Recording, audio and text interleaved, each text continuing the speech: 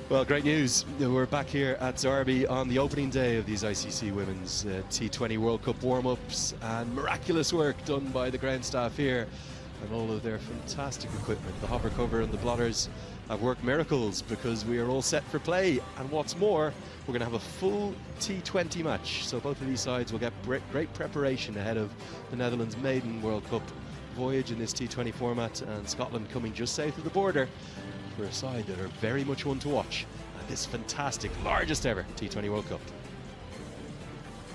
So a little while earlier, I myself, Andrew Leonard, was down with the two captains for the toss. Let's go and find out what happened. Okay, it's time to get going. It is the ICC Women's T20 World Cup warm-up, so we've got an all-associate and all-European affair. Captains are alongside me out here in the middle. Babette Delayda joined by Catherine Bryce of Scotland. We've got Trudy Anderson, our ICC match ref. Babette, you got the coin. Give it a toss. Heads is the call, and it comes down as a tail. Babette, you won the toss. Could you tell me what you're going to do and why? We'll have a ball first, because I think the conditions are, well, should be in favour of our seamers. We try to, we know what we want to know what we're chasing. Can you talk me through two things, please? One, your preparation, and two, your excitement levels for this maiden T20 World Cup. Our preparation has been really good. We played some T20 cricket in Scotland against Scotland and Bangladesh. We're very happy to be here. As you said, our first ever T20 World Cup. So we're looking forward to get this practice game going. It's great that we can still play 20 overs, and will be really good. Okay, you're going to bowl first. Best of luck today. Thank you. Thank you. You've lost the toss. What would you have done? Yeah, probably had a bat today. It's probably something we've not done a huge amount in the last couple of weeks. So yeah, good to get out there with the bat, and Opposition you know pretty well, isn't it? And what are the plans for today? Really good preparation ahead of that World Cup journey just south of the border for you. Yeah, it's been great preparation. I think the series we had in Scotland was fantastic. Pretty much got all the cricket in there, and obviously played the Netherlands a couple of times. So yeah, it's good to have another run out before we get going. Really looking forward to watching you play as always. Best of luck. Thanks very much. Okay, that's going to wrap it up out here in the middle. The Netherlands under very cloudy skies here in Derby. They won the toss. They're going to bowl first. Yeah, probably no real surprise that the Dutch have chosen to have a bowl first. Very overcast skies still, and an awful lot of rain, both overnight and indeed this morning, that led to a 1 hour and 5 minute delay. But got to pay a great credit to these men who've been here since 5:30 a.m. this morning, working so hard to make sure that we have play. And our match officials, indeed, our thanks to Trudy Anderson, the ICC match ref, and we'll talk you through those standing umpires in just a moment. Now, with it being a warm-up match, both sides are entitled very much to utilise any of their 15-player squads in any capacity throughout the entirety of this T20 match. Not an official T20 international, but great preparation for the World Cup. But we do have news from the Scottish camp. 2 players will not partake in any place or way today. Elsa Lister is down with a little bit of illness, and then we've also got Kirsty Gordon, who is not going to play today. So 13 of the 15 in the mix for Scotland. And then for the Netherlands, who are debutantes at this T20 World Cup level for the first time, having got through that qualifier in Nepal in dramatic circumstances in January, they will select from all 15. Keep your eyes on Stera Callis, of course, Caroline de Lange, very good player as well, Babette Delayda, the captain, and Rabina Raiko is in good form in that Tri-Series warm-up up in Scotland.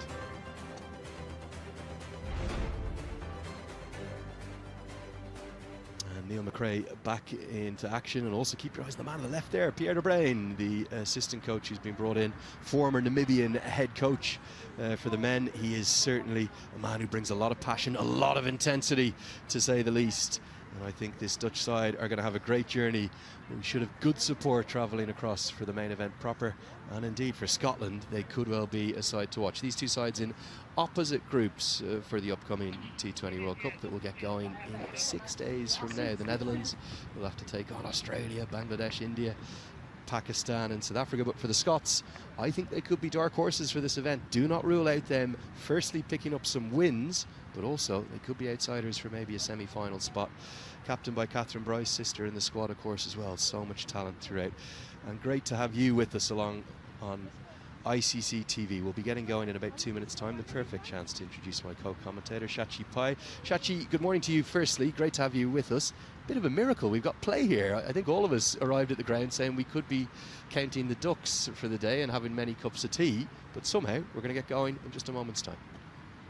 Well, thank you so much. And it truly is a British summer, isn't it? I mean, bit of cloud cover, bit of overcast conditions, a bit of rain in the morning. It's nothing like it. You've got to get used to it, Melanie. And I am so excited to watch this contest here today.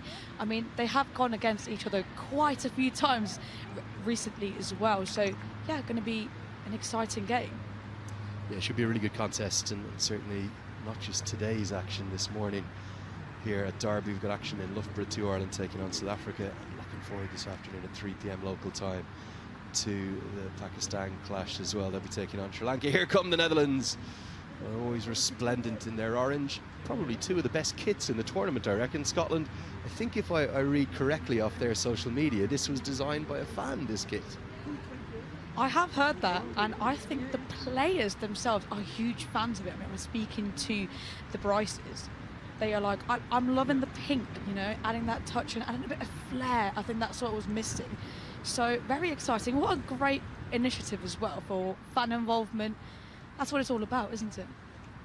They do a lot of coverage up in Scotland in the Cricket Scotland team. The passion for the sport up there.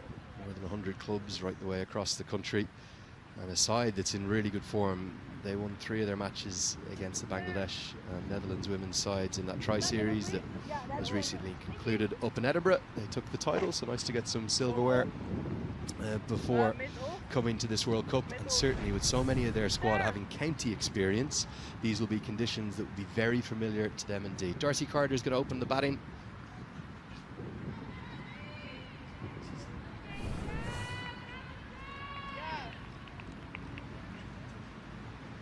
It'll be Irish Svilling to open the bowling, and opening the batting alongside Darcy Carter will be Catherine Fraser. So we're all set for play. 101 wickets in her T20 international career, good strike rates and economy rate too. Pretty standard field to get us going. We've got long off out and a deep mid wicket in place, a split field, 5 on the offside, 4 on the leg. The Women's World Cup, it's about to get going. Let's get it on. And a watchful start for Scotland. Shachi, what do you expect this morning? You're out there having a look at the pitch. It's certainly pretty damp in and around the square, but they've done a good job drying it all up. Lovely little grass coverage there. There's going to be a bit of moisture given the rain, you know, given the conditions. It has been under covers, so there will be some lovely movement for Zwilling this morning, and it'd be great to see how Netherlands can capitalise on the first 6 overs. It made a lot of sense to me that they chose to win the toss and have a bowl first. Playing a miss outside the off stump, not a particularly large amount of bounce. You're right in what you say, Shachi, too. A lot of grass cover on that square. We've got the 4 warm-up games here across 2 days. Today, Saturday, and we'll have action again on the 9th on Tuesday. Also warm-ups in Loughborough and in Cardiff. And then we've got 7 venues for the main event itself, including the grand final at Lord's at the start of next month. An expansion to the Women's T20 World Cup, just like the men's. We've seen go to 20 teams for the first time in history. We'll have 12 teams. Good move from the ICC. Absolutely, and the best thing to see is associate nations. We saw in the men's T20 World Cup what that meant and the change that brought in, and how exciting was that cricket and some of the games that were played. So an opportunity for women to do the same. Helped away into the leg side. Should be at least a couple, because deep mid wicket is a lot of work to do here. Might be thinking about a third, and maybe not the greatest piece of running from Fraser, who could have turned a bit more sharply, but the underfoot conditions just providing a bit of hesitation for the fielders and running between the wickets alike. The first runs go to Scotland.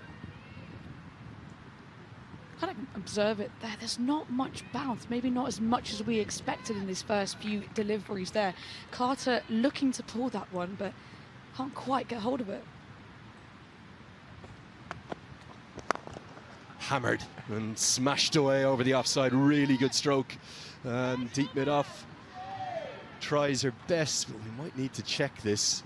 Came into very close contact with the rope, but even Pierre de Bruyne, the assistant coach of the Netherlands, he's honest enough to indicate, yeah, that's touched the rope. The first boundary of the day. Yeah, what a brilliant shot. A whip from the bottom hand that's coming in. She's such a bottom-handed dominant player, is Carter. She almost just was ready for it to be a boundary, but the outfield on the slightly slower side with all the moisture around.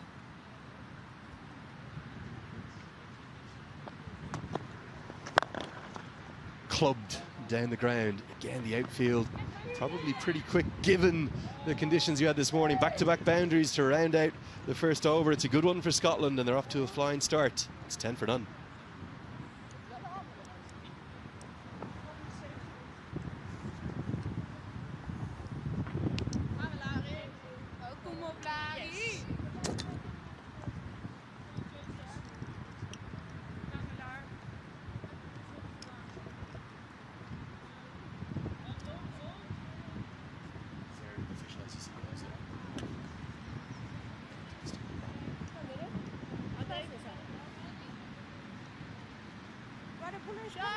Strong start for Scotland.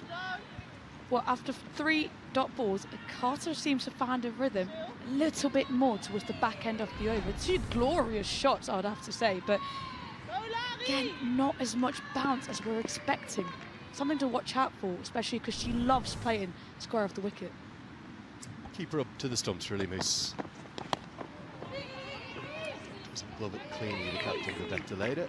And I'll run through for what should be signalled as a bye. Indeed it is. I'll just tell you about our umpires. Standing today, got plenty of experience. Shakira, Jackie Jesse standing alongside Mali Pereira, our TV umpire Kim Cotton, our reserve umpire Anna Harris, all overseen by the former New Zealand international Trudy Anderson.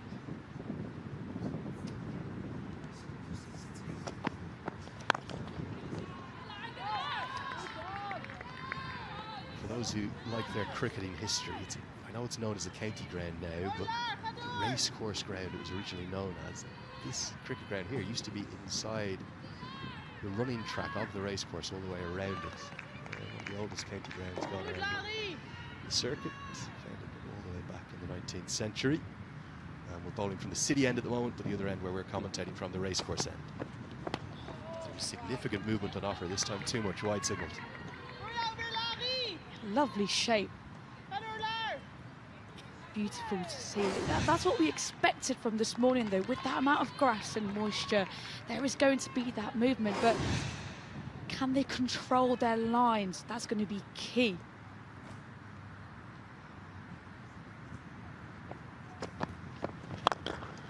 Good power on show down the ground. Carter cashing in early here, slightly overpitched, and put away a really good strike. 4 more.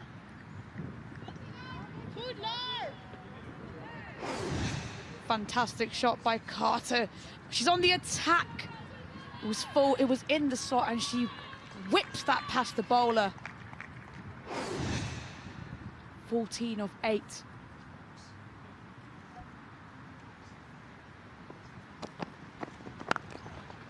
Hammered away again. Really good start this from Scotland. Inserted into bat first, and they're responding in really good style. It's a 4th boundary already for Carter. And they're flying 20 inside 2. She's an aggressive batter, but she's really making the most of it. It was wide, it was there to be hit, and places the gap beautifully. She's naturally an aggressive batter, this Carter. She's really making the most of these loose deliveries.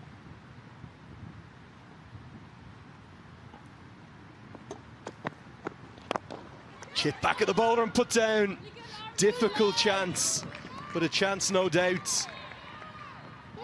Rather than Carter being dismissed in the 2nd over, she has a life. Carter survives, really looking to work that. The bat twists in the hand and a little bit out of reach, but you expect those catches to be taken. How costly is that going to be?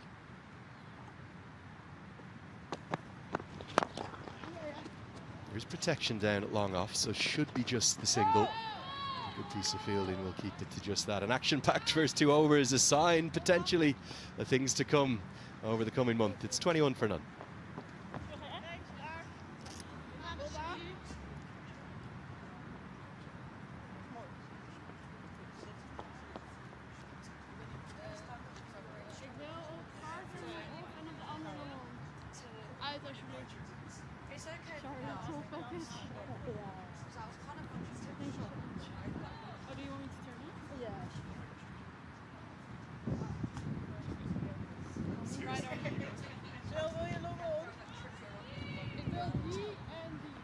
Ball change, coming right arm over.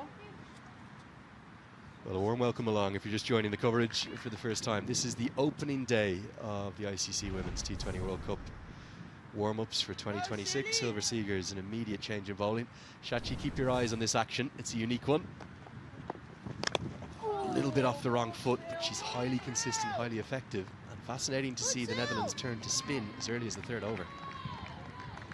Very fascinating, but it might not be a bad move. She's going to get a little bit of drift in the air with that wind coming across her. So it'll be interesting to see how Carter plays this one. Oh, nearly bowls her. Inside edge, and it's going to squirt away for at least a couple. Carter living, well, more than a touch fortuitously right now. Seegers, even though she's bowling leg breaks, she will get a lot just to skid on, and it's the lack of turn that nearly does for Carter here. Yeah, expect there to be excitement and riskiness when Carter is on strike. She plays that aggressive game. She will always be looking to hit the ball hard.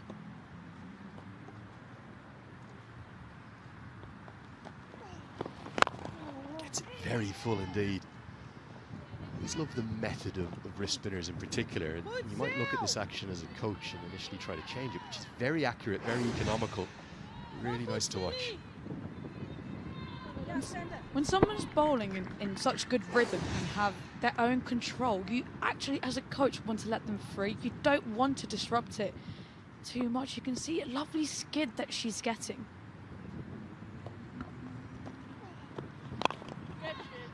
And taken. Seegers strikes. Just spoke about how she was getting it full with her unique style. It's a good catch held at cover. And the Netherlands, well, the turn to spin has worked. And Fraser, who was completely starved in the strike, is gone for a second ball duck. And that sometimes happens. You know, Carter spaced 14 deliveries, but it was full. It was there to be hit. And unfortunately for Fraser, she finds the fielder. Great catch. And that does mean the captain, Catherine Bryce, makes her way out to the middle. Huge strides, running to her partner.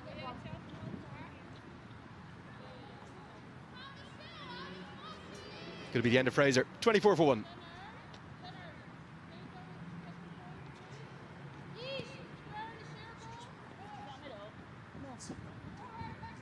That's it. Right arm over to you, 2 to 1. Wil je forward of backward?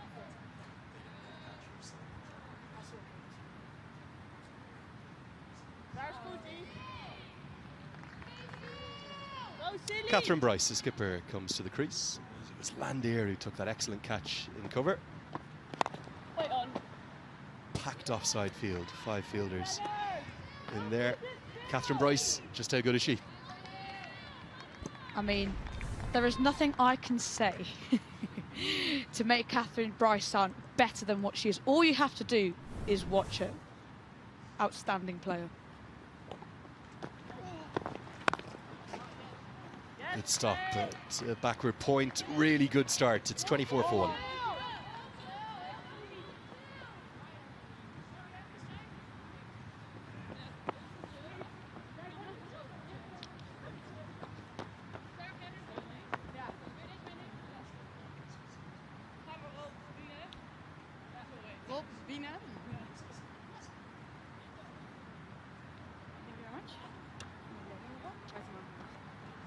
Kan je op haar daaruit?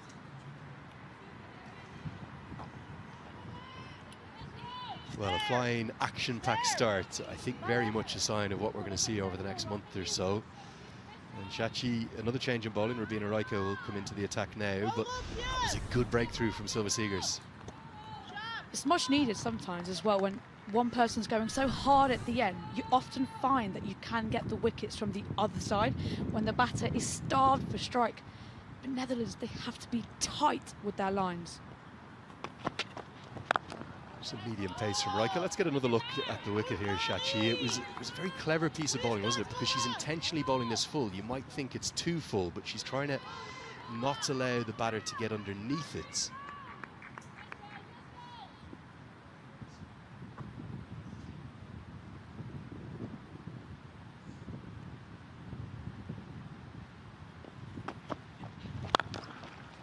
hammered again through the offside.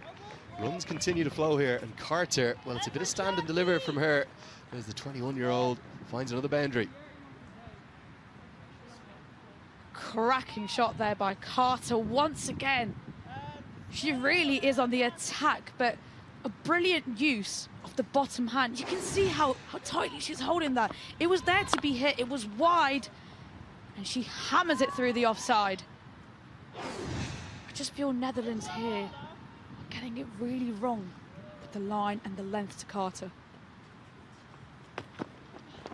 Down the leg side, possibly a flick of the pad. You're looking for a cut behind, but I don't think there's any bad on this. And the noise you might have heard watching on at home was probably a flick of the flap of the pad. Good decision for me.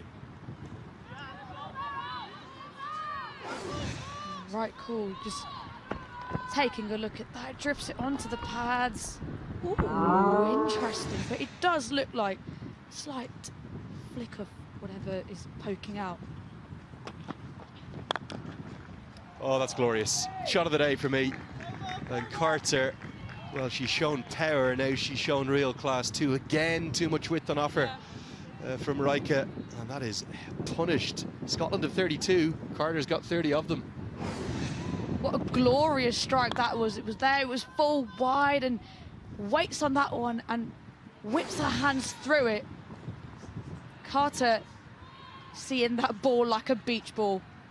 Cracking start for her.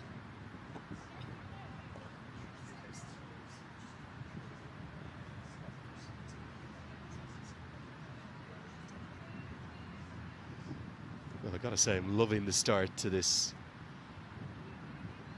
Women's World Cup warm-up. I know it's only the warm-ups, but definitely I think we're getting a little sneak preview of what we're going to get throughout those 33 matches. There's an expansion to the tournament. The ICC across the course of this cycle expanding every single one of its men's and women's World Cups. So that's short and wide. I don't know how much of the qualification tournament you followed in Nepal back in January, but really fiercely contested. USA ran it close. Nepal had their moments as well on home soil. There's probably going to be a case in the years to come that will expand beyond 12 teams, maybe even up to 16 soon enough.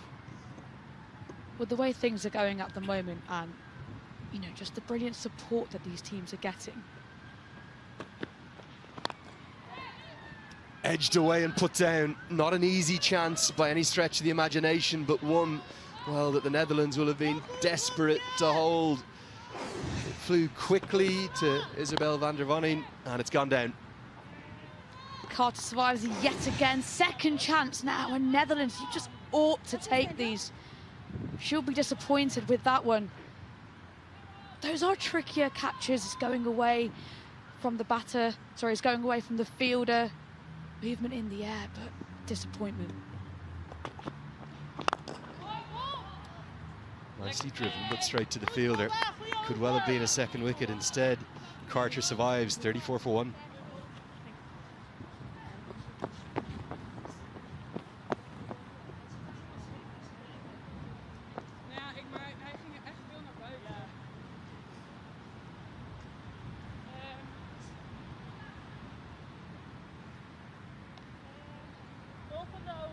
Hetzelfde als net.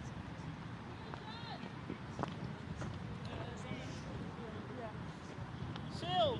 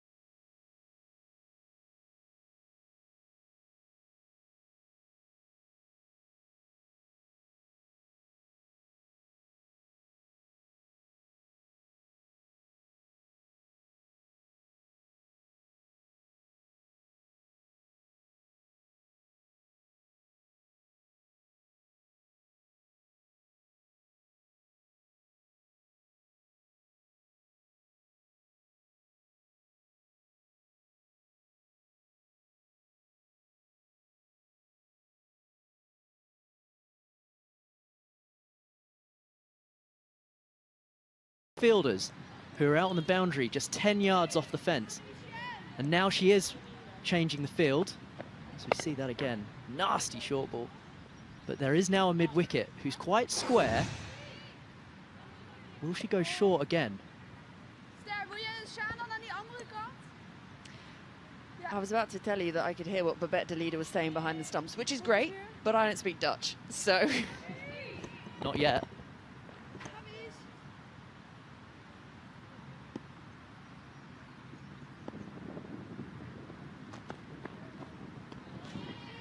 Yeah, it looks to cut this one away on the offside. Sarah Bryce rehearsing that shot, so not gone for the short ball 3 in a row. Speaking of speaking Dutch, I think after all my research and reading about this Dutch team, I'm going to be a Dutch fan this World Cup. Not just because of the wonderfully bright orange kit as well. Given a huge amount of width and just too much, Sarah Bryce finds herself on the floor. Not where you want to be today, a bit damp down there. I'd like to see a couple more of those short balls.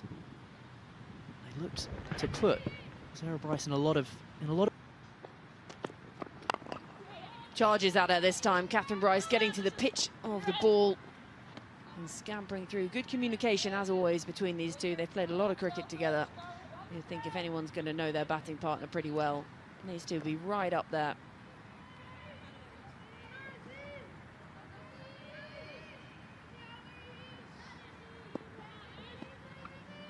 So, final ball of this eventful Voning over.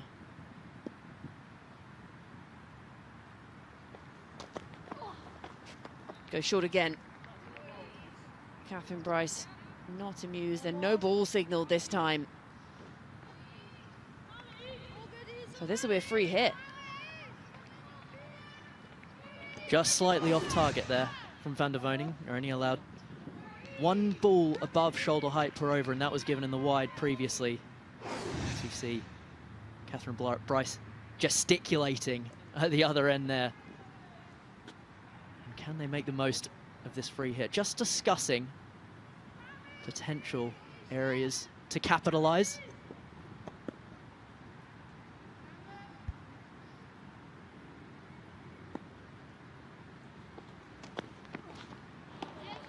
And as is so often the case with the free hit, it's anticlimactic, it's a dot ball, 7 overs gone, 55 for 2.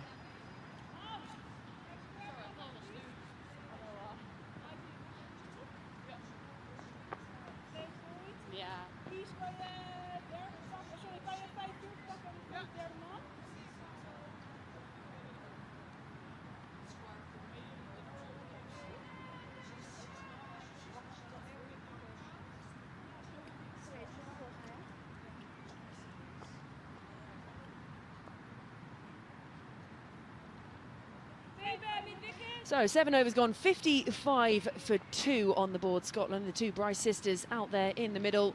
But Sarah Bryce looked very uncomfortable in that previous over against the short ball, and we are going to have another change in bowler for the Netherlands.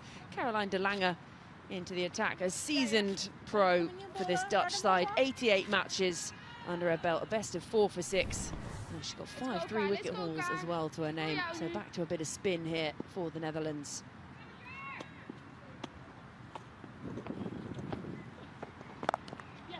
Too much whip, punched away. And there is protection. She's got her feet there. She's gone feet first. But there it is. And there's the honesty. I mean, we see the Netherlands in action in a lot of football and just getting a bit in there as well. That's a 2-footer I'm jealous of.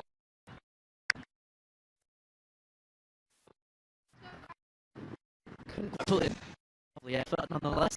It's obviously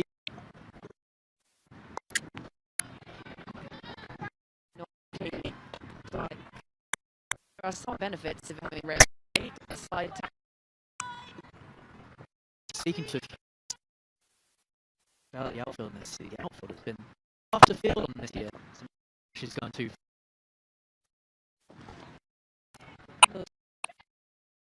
That's one hard. That's what I like. That putting that on the field, who's having to go off rope. There's no change of field. She's got to try and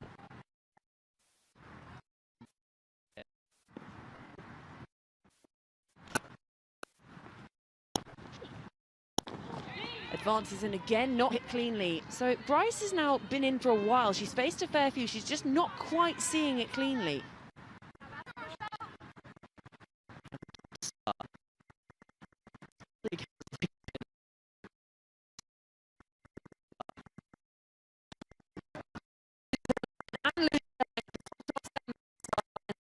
Just helps it round the corner, makes the shackles and picks up 4. Not where to bowl there for Talanga. Unfortunately, just a little bit inconsistent on a couple of balls this over. She does get it right. Sarah Bryce has looked a little less comfortable. So let's see if she can close out the over with something a little straighter. That's where she's strongest, is through that offside, so just cuts it away and sprinting back for a second. And quick between the wickets, these two. Sarah Bryce in particular, 8 overs gone, 66 for 2.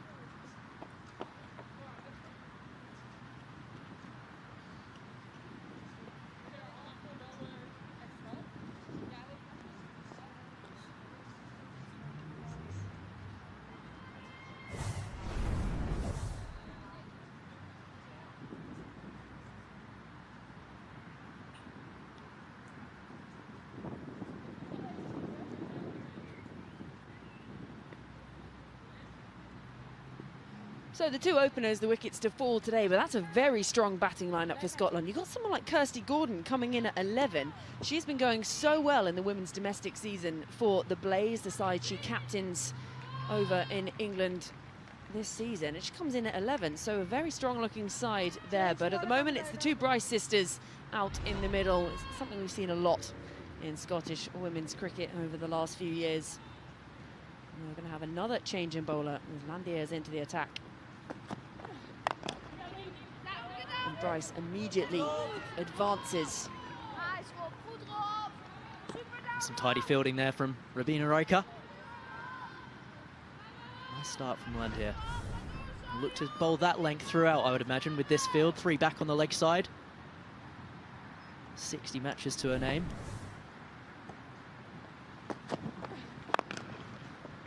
Clubbed. And she thought she might have been in the game for a moment at mid-on, but in the end, it's just a couple of bounces, and that is destructive batting from Bryce. Dismissive from Bryce. Just a decent length, but a little bit too wide, and allowed Bryce to free her arms. Has now prompted a change in the field. There's a long on, and fine leg has just come up.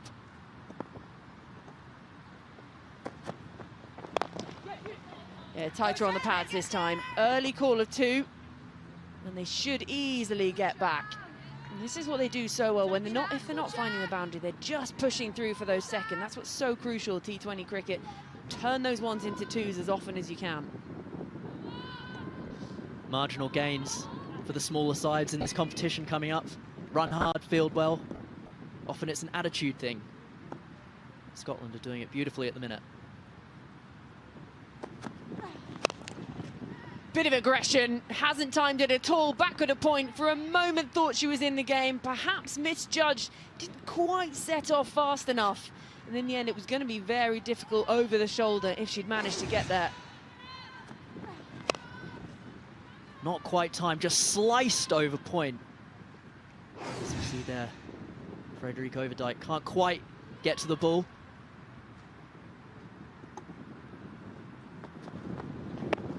That's really well bowled. Right on the pads. A mixed bag of an over this, a bit of everything. It's all action cricket. Really sure why Catherine Bryce set off for the run there.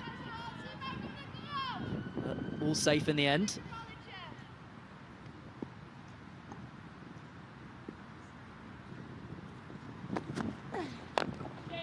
Again, advances down the pitch and can't quite time it. They scamper through for 1. She'll keep the strike. 9 gone, 75 for 2.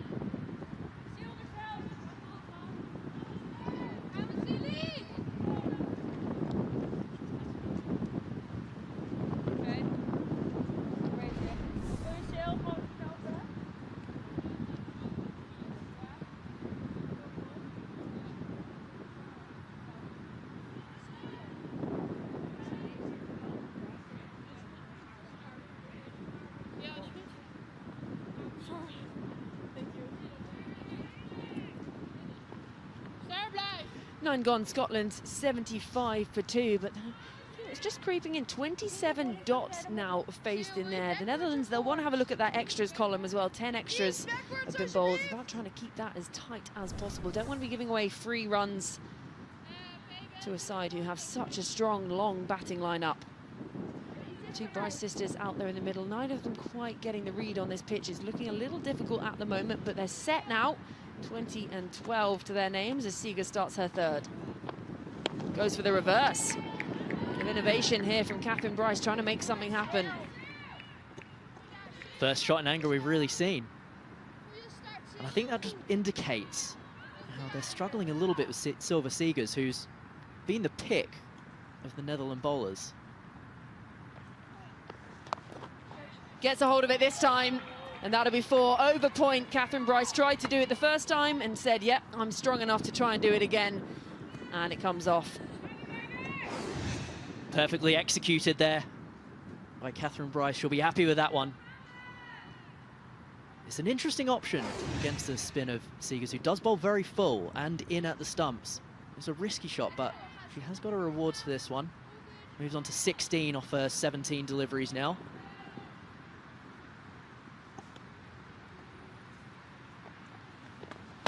Goes for the third one. And Babette Delida has absolutely no idea where that's gone. A scamper through for one. Leg by signalled. Surprised they didn't go up for this one. Oh. As a leg spinner, you've got to appeal for everything. From a leg spinner.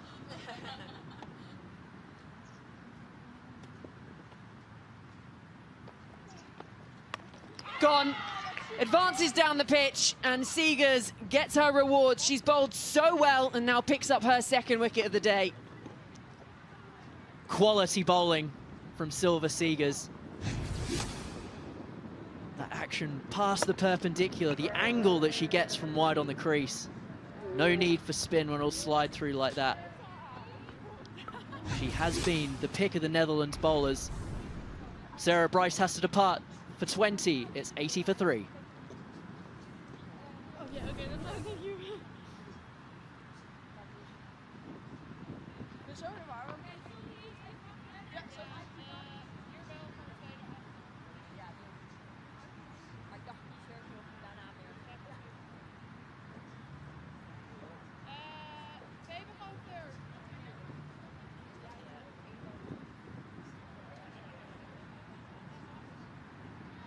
Gaan we Selim? So Megan McCall comes out to the middle, replacing Sarah Bryce. She comes to join her captain, Catherine Bryce, with just 2 balls to come in this over. So 43 innings she's played, 439 runs. She does have a 50 to her name, but just one of them, averaging just over 14. Another beauty. Seegers definitely the pick of the bowlers so far today. 2 for 14 her figures, and she's got another over after this one. And immediately looking for that reverse. Tough there from the umpire.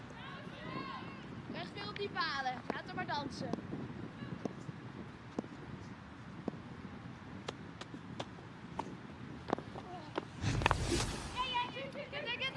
Early caller 2, fielder in off the boundary, comes in and does well to cut it off and keep it to just 1.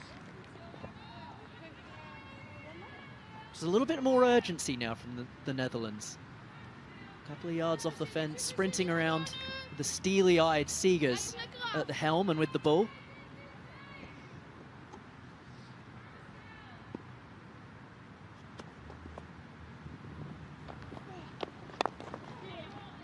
Final ball of the over just worked into that leg side, so Catherine Bryce will keep strike for the beginning of the next over. Halfway through their innings here, 10 overs gone, 83 for 3, and we're going to have a change in commentary.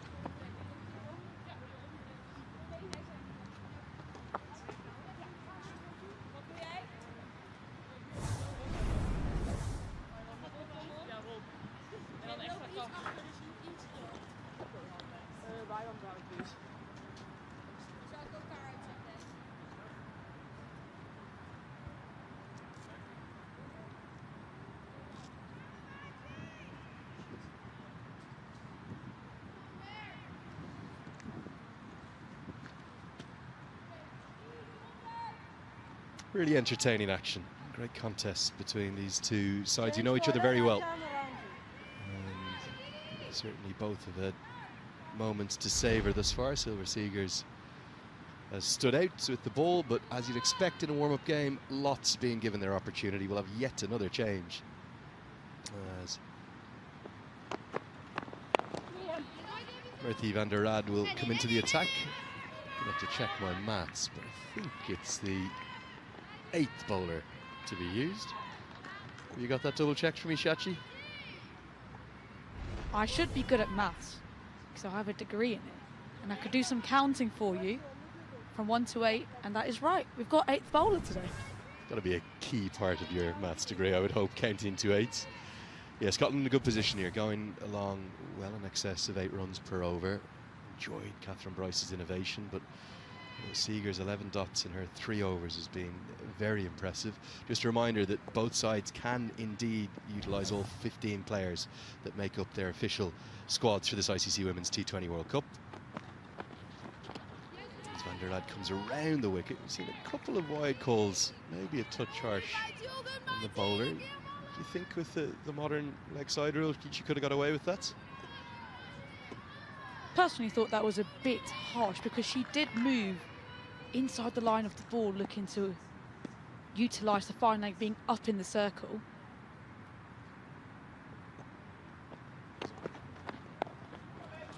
Looks for that scoop shot and gets it this time. Very well affected. Tried at the ball before, and Scotland sticking with their process. That's their mantra. Back their strengths and manipulate the field. Boundary to get McCall's innings going. Very smart from McCall. She hits that hard length, waits for it nicely, watches it close onto the bat and just guides it over the keeper's head. Interesting here, van der Rad really looking to hit the deck hard, and so are all Netherlands bowlers, but what might be really effective on this pitch is going fuller, going a bit full off that length. Could get them great success.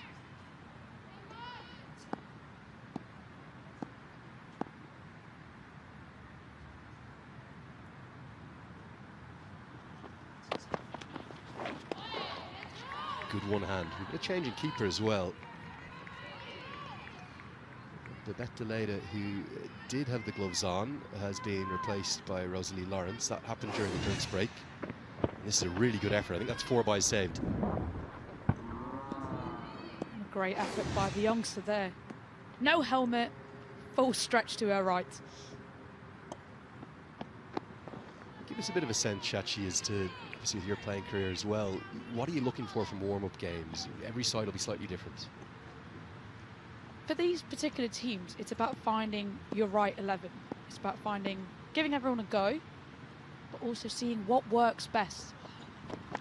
Yeah, no ball signalled. It's going to be our second free hits of the day already. This one, to me, looks like it was a front foot, no ball.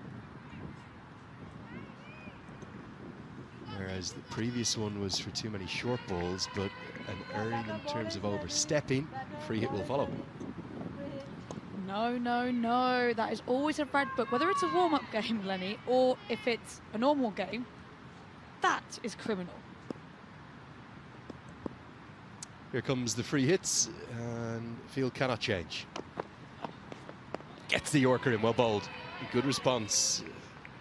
And McCall cannot get anything going there.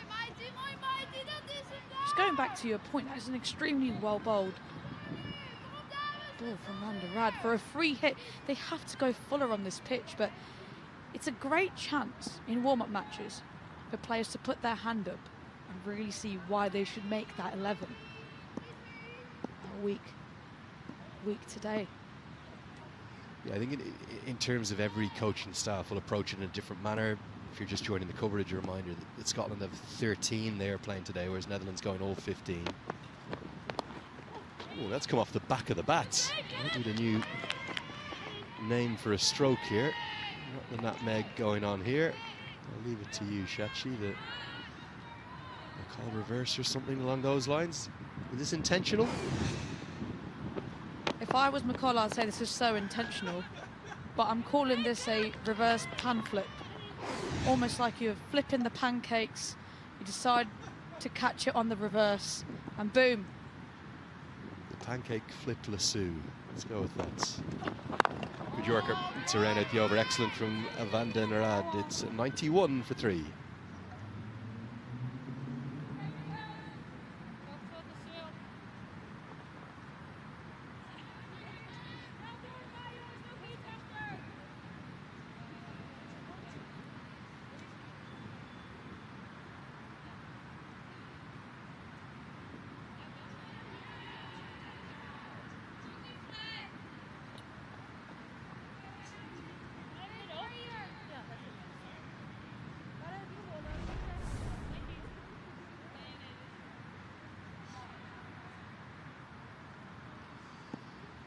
Well, Scotland probably thinking very much in excess of the 160 they're going at currently.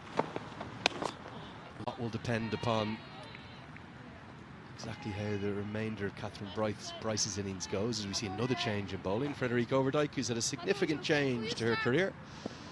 Started out as an express seamer. And bowls little off breaks. She starts well. Back-to-back dots. Scotland shots. What's surprising me here is Scotland are really looking to play square of the wicket when there's not much. But Netherlands have done their homework. Everything is intentionally being worked behind.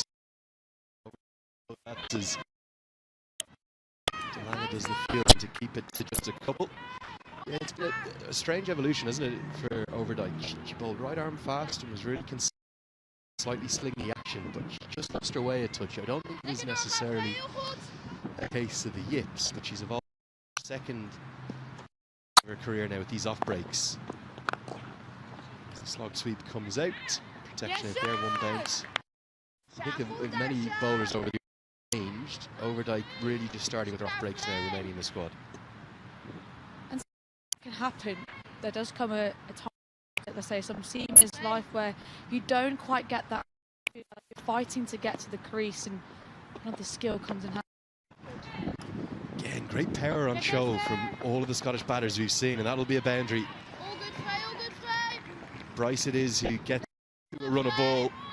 She's just so brilliant to watch, isn't she? One of the stars of this upcoming ICC Women's T20. Should be one to watch, but what a shot that is. Brilliant use. Gives herself a bit of room. Makes full use of not having a long off there. Excellent batting by Catherine.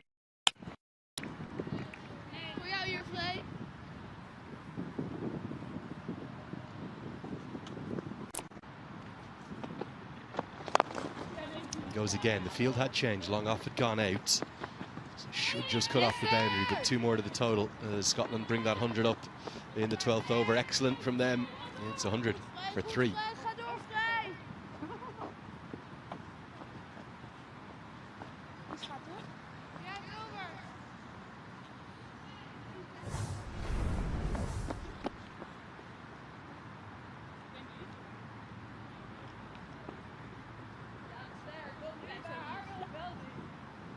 Ja. Drop daar.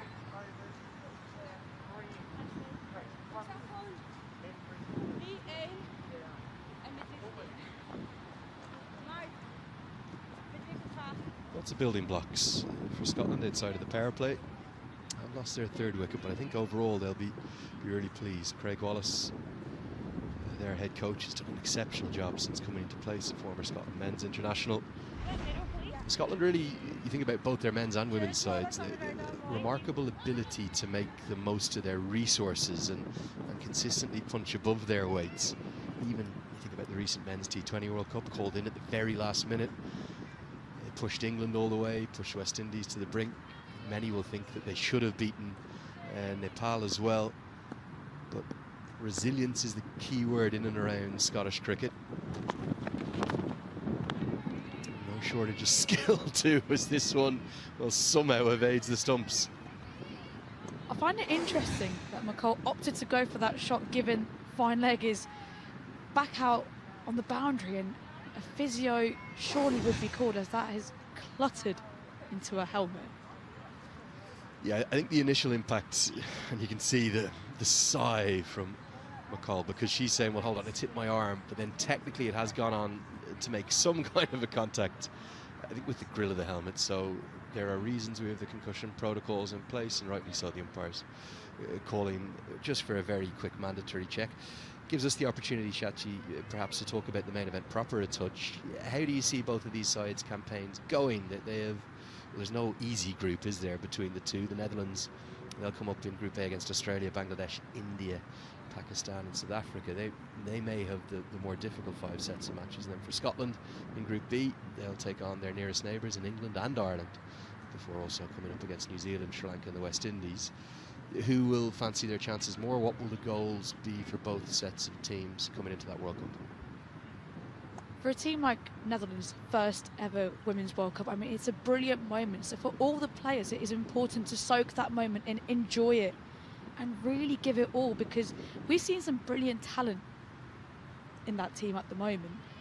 It is just about absorbing that pressure and enjoying what they have. But someone like a Scotland, yes, you know, they're in Group B, but with the talent that they have, the players that they possess, and the way they've been going in recent times, it wouldn't surprise me if they can cause a few upsets in that group. All good with the concussion check, and Van der Manning will continue. To McCall. Yeah, I think it's going to be interesting to see as they dash the quick single as to exactly what. I think both sides here will have the potential to cause upsets. You saw Netherlands with that historic first ever win over Bangladesh.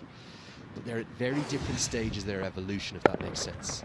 You rightly point out the one and only debutantes in the upcoming T20 World Cup will be the Netherlands. They have a lot of pedigree going back in generations prior. 4 women's 50 over World Cup appearances from 1988 through to 2000. For Scotland, whilst I don't think they'll want to say it too publicly, I think anything shy of multiple victories in their group would be seen as actually a disappointment. You might say, well, hold on, they're one of only 2 associates. But actually, you think back to that Women's World Cup qualifier in the 50 over format last year in Pakistan, just how impressive they were there. A couple of small things went their way. They would have actually qualified for what would have been the 8-team 50 over edition last year. They've got a huge pedigree right the way throughout their 11. Massive experience in their local conditions as this impacts outside the off stump can't be given out. And they've no shortage of belief in their own ability. I think they are not just underdogs, but maybe sleeping giants in this upcoming tournament. Absolutely, and the reason I completely agree with you on this, Andrew, is because if you look at their playing 11, the experience the players have had over the last couple of years, you know, the likes of Kirsty Gordon coming back will have a massive impact. Good bounce here, and the hook shot comes out. Going to be helped away for at least a couple, and good fielding right on the rope. It's sadly not going to save any runs, because Landier, who's already taken a good catch in the covers, does so well at first, but her feet have touched the rope. It will be a boundary for. Well, the outfield will be a bit of slip and slide today. Really well directed bouncer.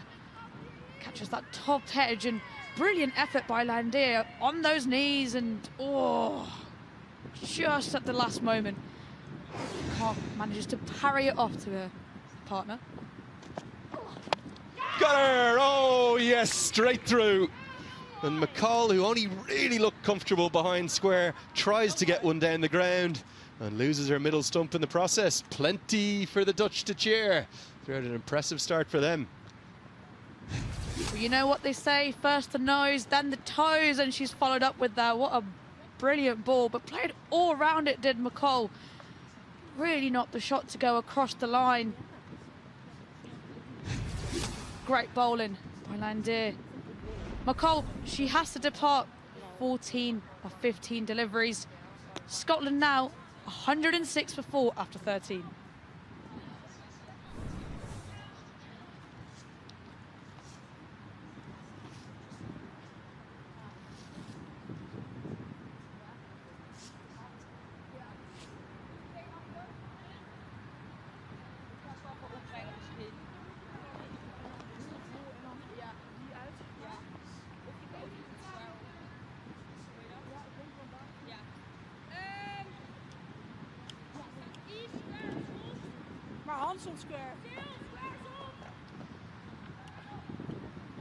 Chatterjee to the crease.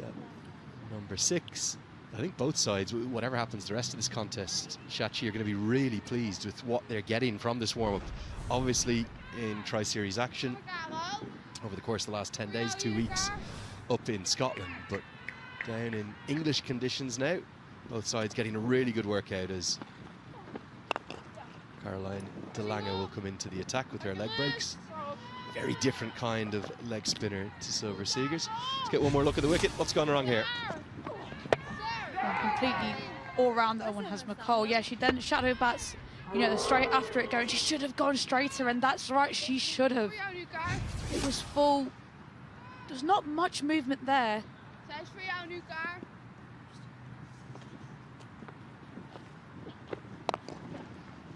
Lang is someone I've seen before, gets a lot of turn, but we haven't actually seen much turn from any of the spinners yet, have we? That's probably an indication of the kind of conditions that we'll see.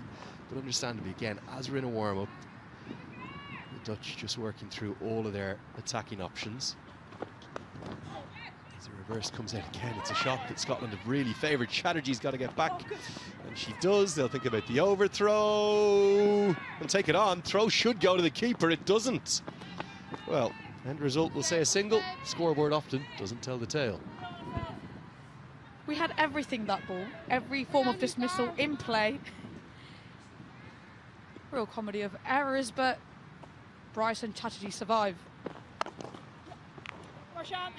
Chatterjee is a really handy cricketer, isn't she, in terms of her utility. Out and out all-rounder, bat, ball in the field, does a bit of everything, very experienced. Yeah, she's been a great asset to Surrey this year. I feel she's really been very useful through those middle overs of the game. Nicely struck by Bryce. She's a joy to watch, isn't she? You look at the potential kind of, I don't want to say breakout stars because everyone already knows about Catherine Bryce, but you talk about potential stars of the show from all 12 sides. Catherine Bryce, well, she'd be up in the top 5 or top 10 of most pundits' lists. So much to look forward to. 33 matches across 7 main venues, a couple of warm-up venues we have too. Festival of women's cricket across the course of the next month, and really well attended too, as the Misfield's going to allow a second. We'll round out the 14th over. I think it's time for the second drinks break. So with 6 overs remaining in the innings, Scotland will have a refresh and a reassessment as to what they'd like to get to. It's 113 for 4.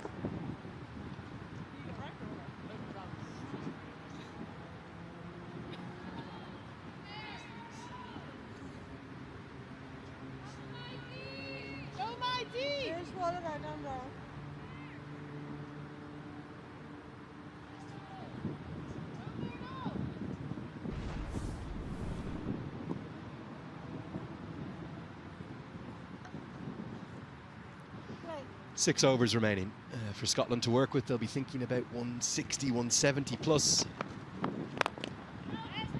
And the longer that Catherine Bryce is in the crease, the more that will become possible. Andrew Leonard here alongside Shachi Pai. Shachi, the discussions there, we saw both sets of coaches coming out, which is again part of those updated playing conditions that will play the main ICC Women's T20 World Cup through as well. You would suspect they'll have had plenty of advice. This is cut away behind square, really well timed, but a good stop will keep it to a couple. What will the two coaching staffs have been explaining to their teams, or will Catherine Bryce just have been setting the tempo for Scotland? I know Craig would obviously highlight the importance of Catherine Bryce being at that crease, but it would just be about keep running hard between the wickets for Scotland. And for Netherlands, they would have actually found that they've got their success the most when they've kept the stumps in play and been a bit fuller with their lengths. Catherine Bryce, she loves width on offer.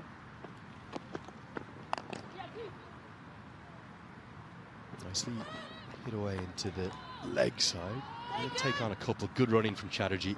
Knows how important it is to get her captain back on to strike 2 more to the total. Yeah, excellent running. I like the fact that Catherine Bryce went away straight as soon as she hit it, because the pockets are the bigger side of the boundary. So it's always 2 there. Oh, now this has come off the pad and then the bats, and nearly loops up to the keeper. I think we've had a second change of keeper, because Babette Deleda started with the gloves and then she passed them on to Rosalie Lawrence, the youngster, and now, hopefully my eye's not deceiving me, she's got the gloves back on. Be nice in the real World Cup, wouldn't it, if you're the skipper, just have a bit of a break for the middle 7 overs. Another one castled, and it's the big one. Catherine Bryce has got to go. I think she was getting a bit frustrated, not able to kick on or find any acceleration. And the Dutch have the biggest wicket of the day and very much fighting in this contest. Going into last 5 overs of the game, how important is that going to be? Catherine Bryce shimmies away, looking to give herself a bit of room and hit it through the covers, and totally loses her shape there. Huge moment in the game. Catherine Bryce departs for a runner ball 32. Scotland now 117 for 5.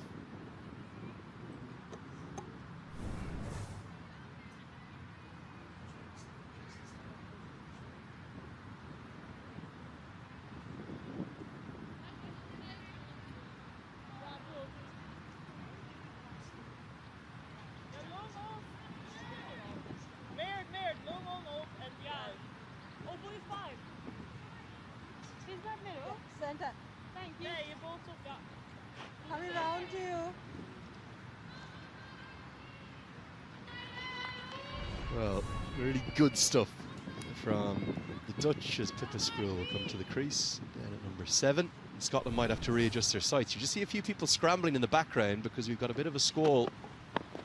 A little bit of a shower as Van den Rad closes out an excellent second over. A wicket for her of Bryce. Keep you posted on the weather. People running everywhere. It's 117 for 5.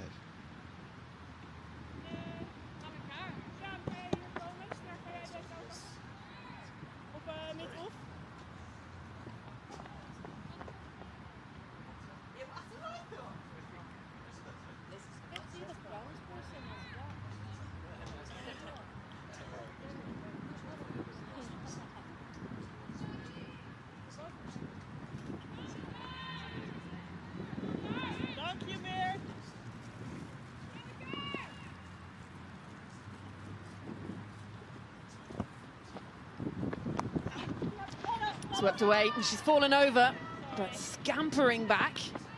All going on the first ball of this over. Just a little slip, lost her footing, and Delanga is so quick between deliveries. She's already back to go again. time just clubbed straight back past the bowler. Should just be kept to one.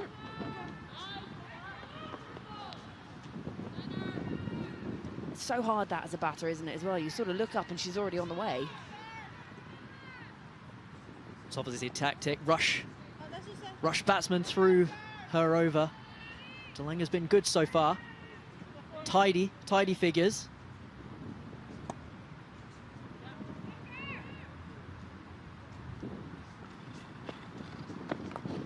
Sproul moving across, gets herself off the mark and easily home for a single on the misfield. It is just getting slightly darker overhead. There's a little moisture in the air again. We've done really well to go this far. Umpires will be desperate to keep the players out there as long as they can. The leader keen to go up behind the stumps. That ball is getting slippy now. Impressive from Delanga to still keep the control that she has. You know, personally, when a ball gets wet bowling leg spin, it'll be tough to get it where you need to.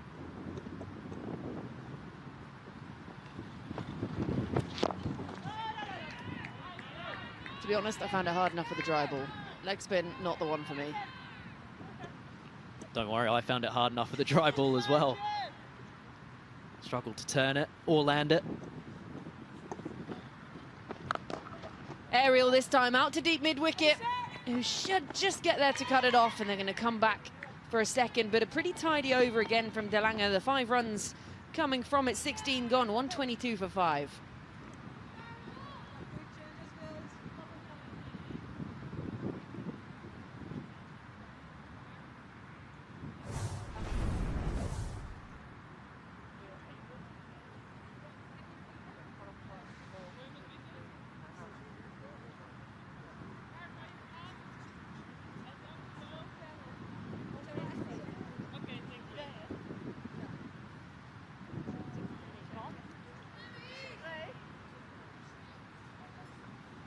Well, basically, it seems that if you're part of the Netherlands team, you get a bowl almost. 9 bowlers used now by the Dutch. Wickets shared around a piece, but Seeger's pick of the bowlers, 2 wickets for her, going at just 5 and over at the moment. So Scotland 122 for 5. They've got 4 overs still to play with, and they've got batters in the hutch to come. So Chatterjee, she's had a good run with Surrey so far this season, has been looking in good form, going at a run of ball 6, and has the opportunity to really push on from here into the back 4 overs. Can't imagine it's that easy batting in glasses in the rain, but we'll go with it.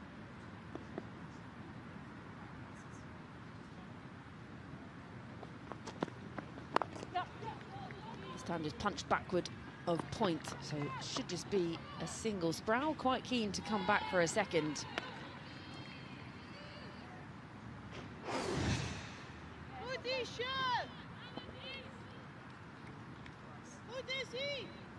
Bryce there, as we see, playing across the line. We've seen lots of wickets across the line today.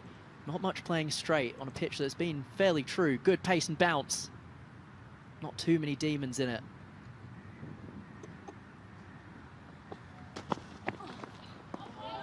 Swing and a miss, just beating that edge. Good pace this from Van der Woning.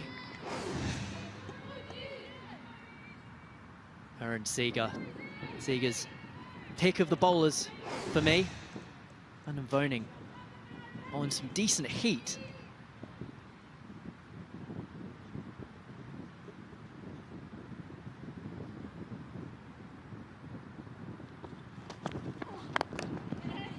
Really well bowled. This is very tidy stuff from Van der Woning. It looked like Scotland were just going to start getting ahead, and then those wickets tumbling and the end of Bryce as well. It's really slowed things down. That run rate almost at 7.5 at the moment, but just causing the batters to come through for a little discussion in the middle. Chatterjee heading all the way down the pitch, so very keen to get a word in. Should be aiming towards 150 plus now with 5 wickets in the hutch. I imagine that's what Chatterjee was just saying there. Well, this time backward of point, won't be cut off, and that'll be 4. It's exactly what they needed. Chatterjee came down for the discussion, and Sproul obliged. Scythed away here from Sproul, just skipping along the now greasy outfield after about 10 minutes of drizzle. Funds now flowing a little more easily.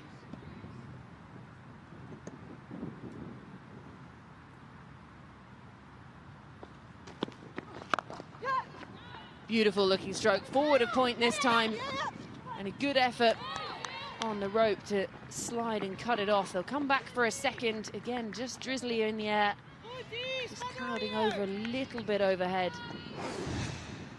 So impressive about these two shots from Sproul is the position that she's in.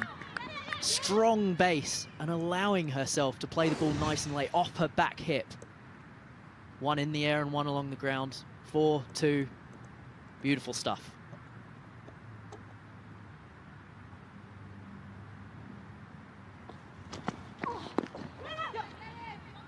Again, looking to just play that across the line. Scamper through for that leg by to close out the over. So it brings the 17th over to a close. 17 gone, 130 for 5.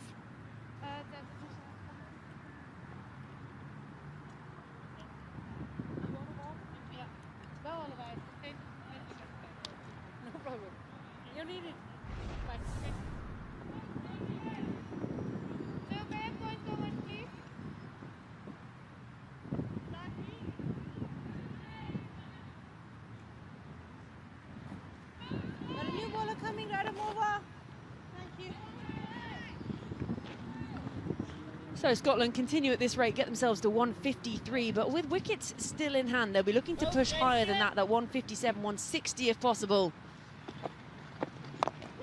As Overdeek comes back into the attack, 9 runs from her first over, scampering that first one hard. So Priyanka Chatterjee, someone who obviously plays her cricket at Surrey, someone you've spent a lot of time, Cam. Do you know much about her? Spent much time with her? Spent more time than I'd have liked with her this winter because I was rehabbing so much. Moves across very early and makes a single easy on the misfield. No, it was very nice to spend some time with Priya. She actually played cricket with my sister in Western Australia about 15 years ago, maybe longer actually, at Subi Maris. But yeah, lots of time rehabbing with the girls at Surrey. That's a beautiful stroke. That's going to be 4. Up and over points. And no matter how many fielders are out there, that's going to skid on and race to the boundary. Similar stuff from Sproul. Classy position there and then just lifting it over point. And once again, the ball just skids away for 4 more. Her total now moves on to 14. She looks well set here.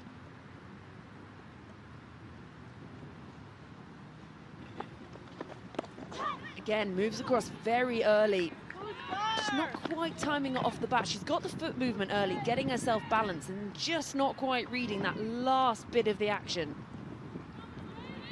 There's been a lot of sweeping from the Scotland team. I have been surprised to not see a few of them run down the track a little bit more, especially with mid-off up. Again, moves across, aerial into the leg side. And just 1 more to the tally. So ticking things over nicely. Chatterjee runnable 9, Sproul 15 from 12 at the moment. A nice little cameo this from Sproul. Set that foundation to really elevate into these back couple of overs.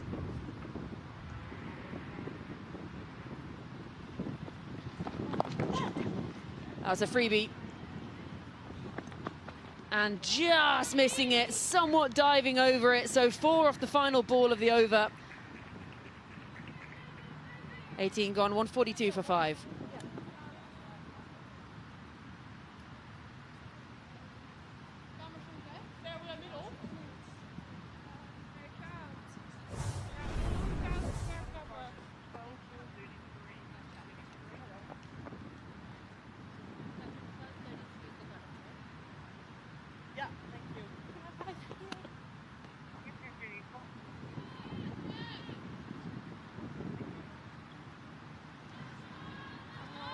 So wickets falling at regular intervals, really, but this partnership's just building nicely as we go into the final 2 overs. 15 extras bowled in there by the Dutch as well. So 2 overs to come, 142 on the board. They'll be eyeing up at least that 155 mark and pushing on from there. 2 set batters now. Zvilling starts her 3rd over, 1 for 13 for her so far. And now the good news, the sun is back out. If you haven't seen that much cricket in England, this is how the summer will be. So if you get yourselves over here for the ICC Women's T20 World Cup, bring everything. Sun cream, water, hot water bottle, coat, hat, everything.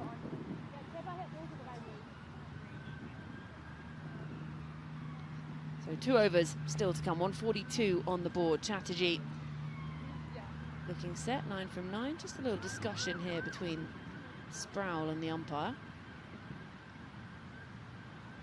She's from Scotland. She's probably asking, what's that big yellow thing in the sky?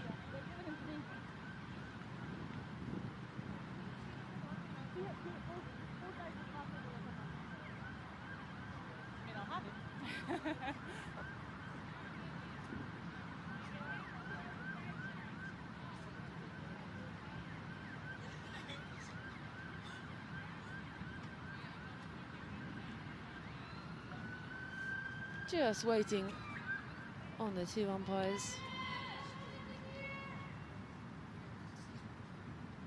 I think it might be something to do with the scoreboard, which is a couple of runs behind what it says on our tickers at the moment.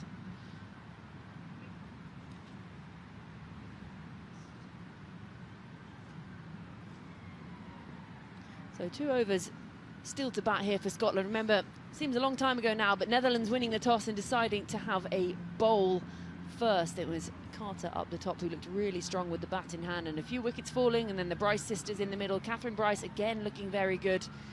And now Chatterjee and Sproul just building a partnership into the back end of this innings with 2 still to come, 142 on the board. What are you be eyeing at this point, Cam?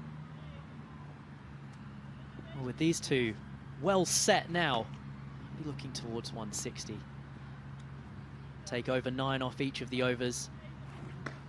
These 2 set, they've been running beautifully between the wickets. That's what I've been so impressed by, is the intensity that Priya, Chatterjee and Sproul have brought to the crease, as well as the skill that they have executed as well. Particularly Sproul. Those shots through the offside. Strong positions. Bodes well for a long international summer.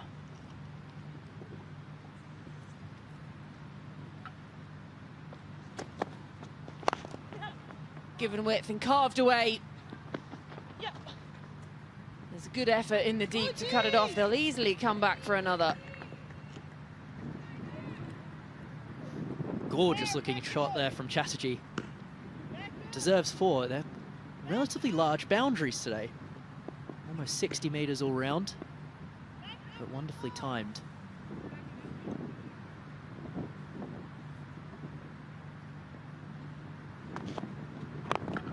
This time does shuffle down the pitch, but Zwilling is more than equal to it, targeting at those toes of Chatterjee. It's good cricket all round. Tidy stuff from Zwilling. Watching Chatterjee right until the last moment, and able to execute a perfect Yorker.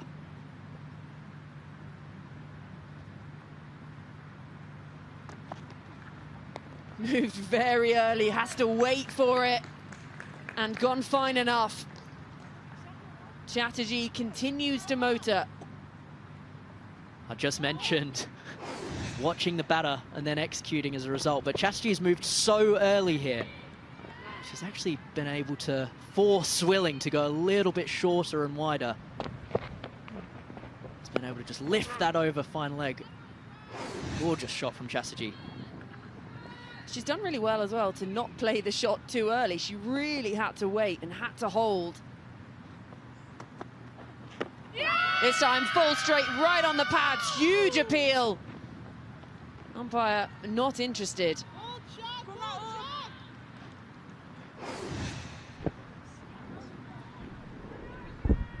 Close again there. Potentially some bat, but you must always respect the umpire's decision.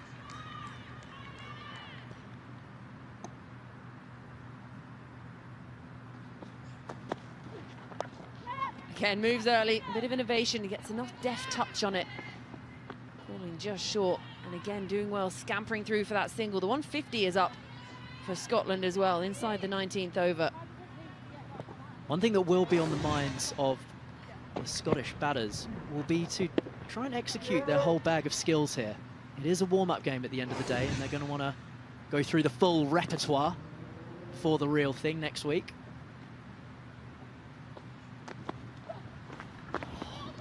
Straight down that leg side to go back and do that one again.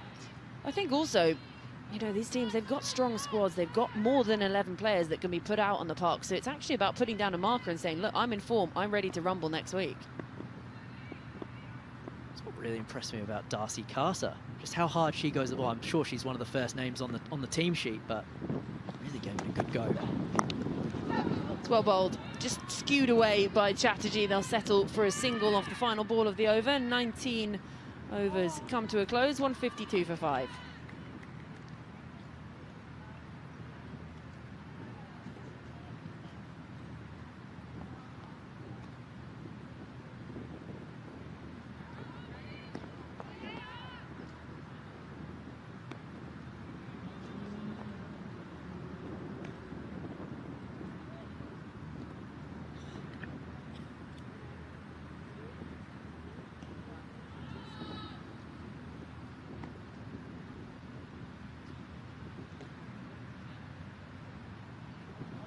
So final ball of this innings. Netherlands winning the toss, putting Scotland into bat. They find their opponents 152 for 5 with 1 over still to come. Chatterjee is well set there out in the middle, and she'll be facing up for the first ball of this final over, which is just what you want to see if you're part of Scotland, the Scottish side. Chatterjee 17, Sproul 20 at the other end. A really handy partnership this, and they've sort of got a license to really have a go here. They've got wickets in hand.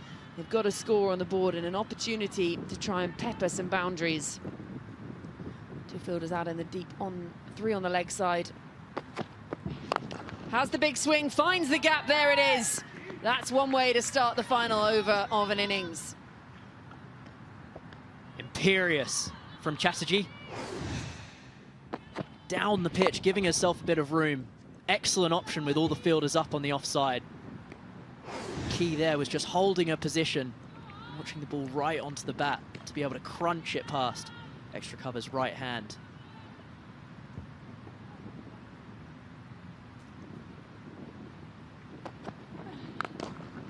Ariel gonna land short of deep mid-wicket, misjudges back-to-back boundaries. It brings up the 160 now for Scotland. Crunched again from Chatterjee. This outfield has been tricky work with the rain. It's been tricky work all year, according to a few of the Derby men's team. My apologies.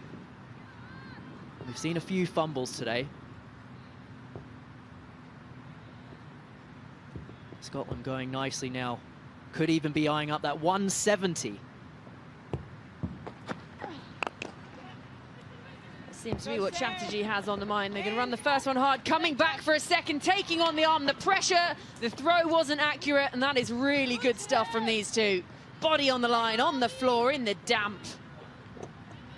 Athleticism from Sproul. And no change of gloves either. Often when you dive, you want to make sure you get the dirt off your gloves, but seems happy enough. Excellent here from Chatterjee. A much-needed dot ball, this, for the Dutch.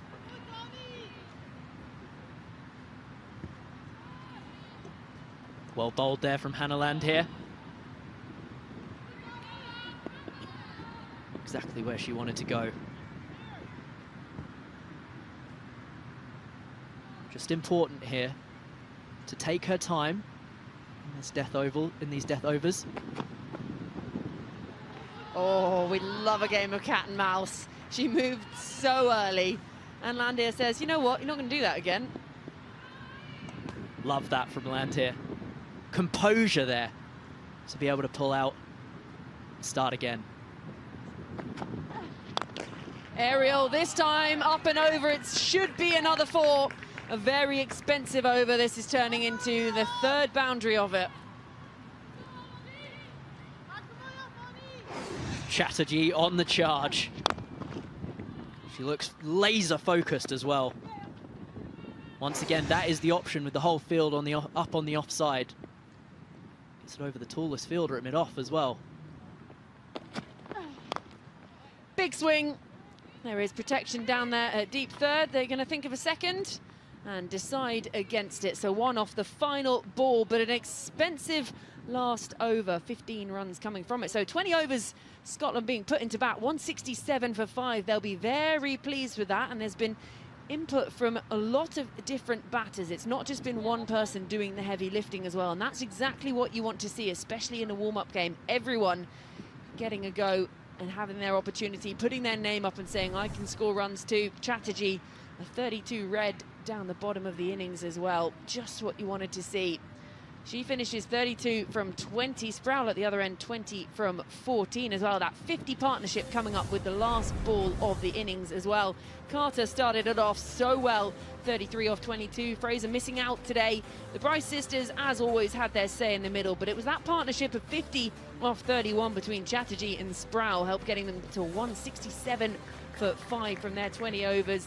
Netherlands at times missed their mark, 16 extras, but look at that partnership, 50 off 32, and then the 44 off 34 between the Bryce sisters in the middle as well. What really helped contribute and get Scotland up to a very competitive 167 for 5. Silva Seegers, the pick of the bowlers there. Her 2 wickets from her leg spin. Economical bowling, nice and straight. Van der Voning as well, some good pace there. Short bowling, her 1 wicket for 26.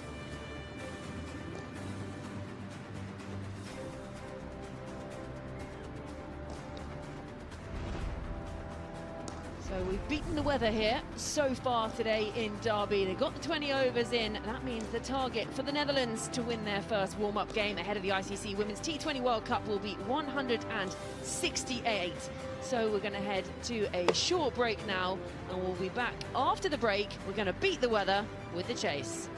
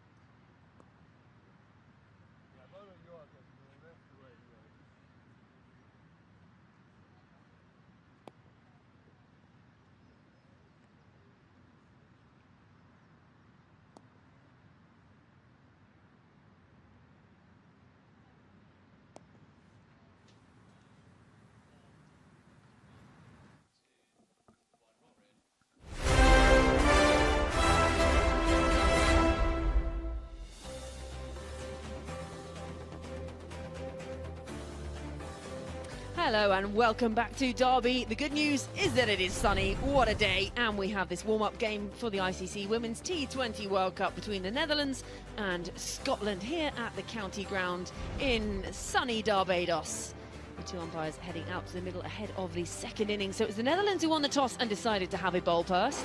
So putting Scotland into bat, the first wicket to go down. That of Catherine Fraser, caught pretty easily at cover in the end, found themselves 24 for 1. Just as Darcy Carter was getting going at the other end, Catherine Fraser had been starved of the strike, and then Carter just one too many, hitting the top of middle. She was sent on her way inside the 5th over. So 2 wickets falling in the power play for Scotland after being put into bat. And then the Bryce sisters came together, a 44-run partnership between them, and then it was Sarah Bryce sent on her way.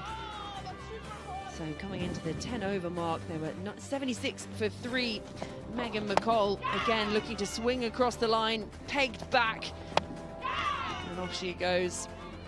And then Catherine Bryce, the captain, the leader of this side, also dismissed, bowled, bails flying in all directions. 5 wickets down, 113 for 5 at that point, and then managing to get themselves up for 163 for 5. So a 50 partnership at the back end of that innings between Priyansh Chatterjee and Pippa Sproul, really helping to get them to a very competitive total. 163 for 5 on the board, 12 extras bowled by the Netherlands in that innings. So they'll be very pleased with the look of that, will the Scottish side and any Scottish fans. Netherlands really sharing it around among the bowlers, but the pick of the bowlers, Seegers picking up 2 wickets and going at just 5s, but everyone getting an opportunity. They even managed to change around their wicket keepers at times throughout. So the target for the Netherlands to win this warm-up game against a side they know very well, Scotland, will be 164 from their 20 overs. So got to go at just over 8 and over. I'm Georgie Eve. I'm joined by former Surrey player Cameron Steele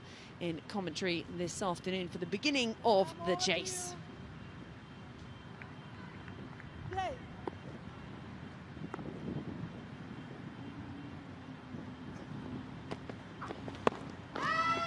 So Slater opening up with the ball in hand. And there are 2 Seegers in this side today for Netherlands. It'll be Heather Seegers to start things off with the bat in hand. She had a pretty good run of things in that tri-series against Bangladesh. Made 52 from 43 and picked up 3 for 39. So a good day out for her. Full aerial, great bit of power, just the one bounce and over the boundary at mid-wicket. Swinging straight into the arc there for Heather Seegers. Kept her shape beautifully there. We haven't seen many go straight over mid-on or mid-wicket. A lot across the line, and it's a beautiful start from Heather Seegers.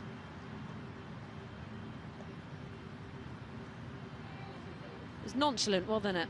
Didn't look like she had to try too hard just to batter this one away. That's when you know you're playing well, is when it's nonchalant. Limited movement, because everything's in the right place.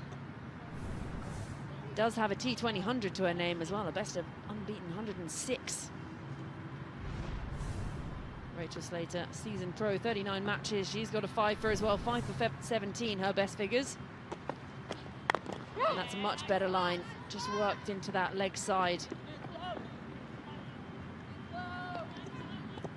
Better length there from Slater. It's going to bring Favour Molkenbohr on strike. 21-year-old. Has a 91 not out to her name.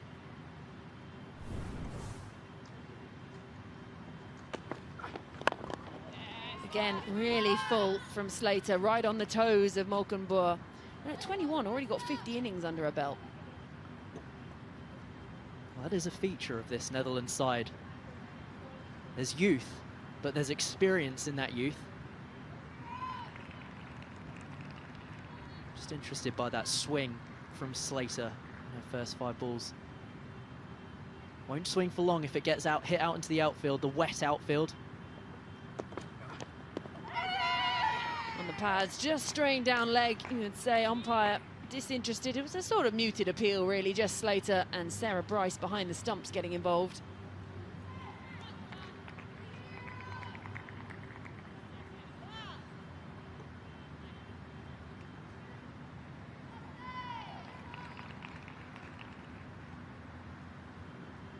Very different conditions overhead now.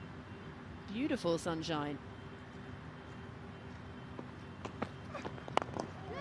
Again, Fulton targeting at those pads. And Malkenboer gets herself off the mark. Brings the first over to a close, 6 for none.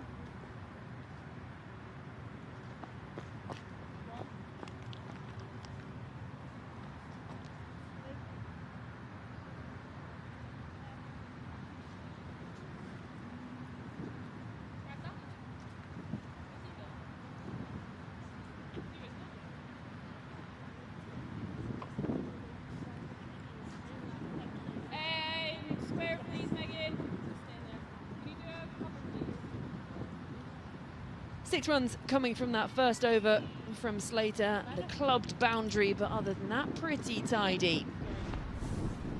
So Gabriela Fontanella into the attack. Just the 4 matches to her name, but still given the honours of opening up the bowling from the city end here at the Derby County ground. Wonderful opportunity for Fontanella, put her name forward for the first match in the real thing. Just a little bit of extra bounce there. Just rides it on the up into that offside.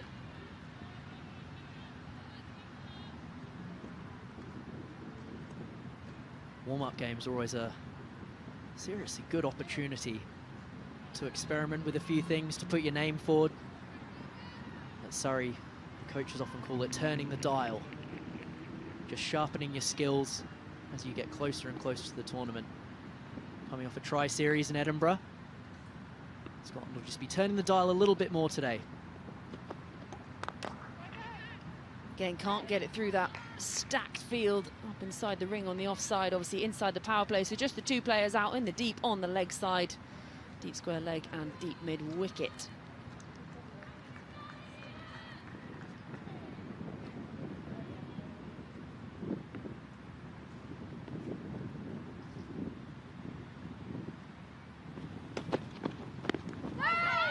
Looking to pull across the line. Again, just that extra bit of bounce, too high. Umpire Jessie unmoved at the city end.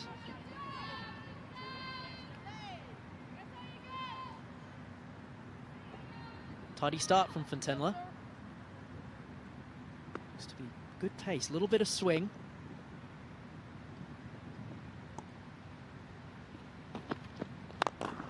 Aerial, straight to mid-off, not going to put that down. It's Catherine Bryce, a very safe pair of hands, a seasoned pro. And the first wicket goes down and Fontanella has it. Classy start from Fontanella. Bit of swing there, she's deserved that first wicket. And is staking her claim to be playing the first game.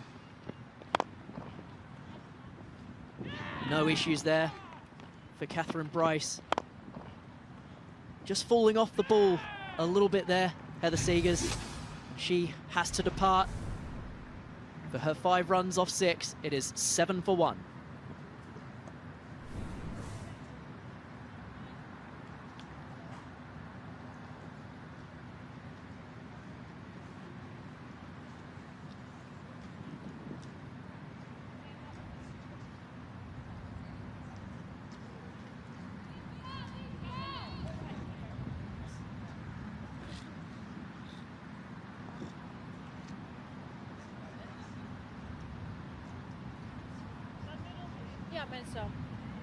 So it brings the captain out to the middle. Babette Delide plays a lot of cricket all over the world, plays over in South Africa. 92 innings, a best of 82, unbeaten. Striking at 97 as well, so hope to try and push that up. But 7 off just under 2 overs so far, but the first wicket to go down already. Scotland will be feeling buoyed. Beautiful bowling. This has been a great start from Fontaine. Just the run in the wicket so far.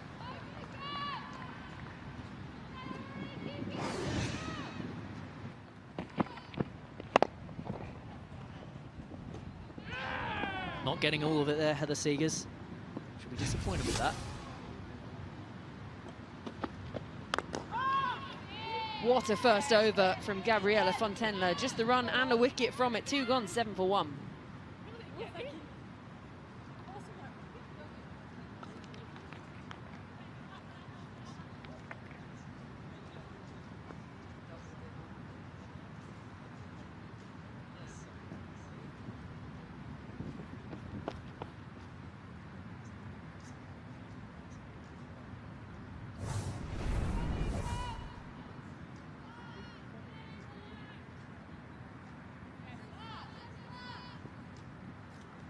So 2 overs gone, just the 1 wicket to fall. The opener, Seeger's gone for 5, so Fontaine starting really well. Just the run and a wicket from her first over. As Slater continues, starts her second from the racecourse end. Finds a good length, and this is carved through covers. Running that first one hard, going to settle for 1. Now, something Scotland did so well in their innings was turning those 1s into 2s, putting that pressure on the Dutch fielders. Absolutely, Georgie Heath. Attitude is so important when it comes to big tournaments, especially for associate nations. Running hard, throwing yourselves around in the field, and doing the 1% as well.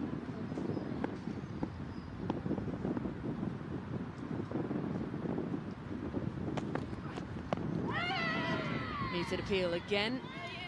Just swinging across the line. We see a lot of that, just looking to clip it into that leg side.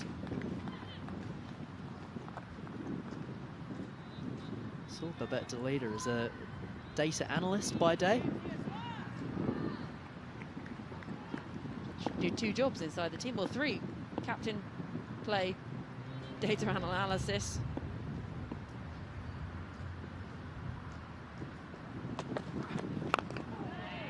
Good length, good line, good stuff from Slater. Well, it is a family affair in the Netherlands camp. The Seeger sisters. Babette de Leeder, the cousin of men's player Bas de Leeder. Tim de Leeder involved as well. You know what you say, you should always follow de Leeder. Very good.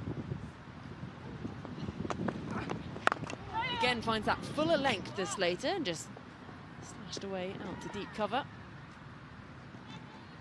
Between Follow de Leeder and Barbados. I think I need to spend some more time with you, Georgie. You say that now, and I'll ask you again in a couple of hours' time. So again, very tiny stuff this from Slater. Just the 2 singles coming from the over so far, keeping these 2 quiet.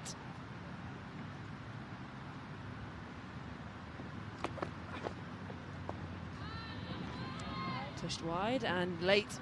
The arms go out very late.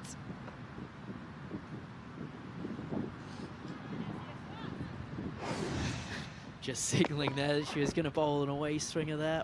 It's tight.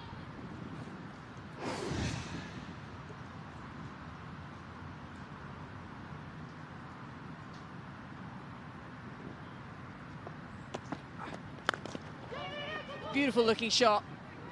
Should be cut off at deep cover. And there's the misfield, so easily back for that second. Yeah, it has been tough work out in that outfield. Bubbling everywhere. Shot of the Netherlands innings so far by Malcolm.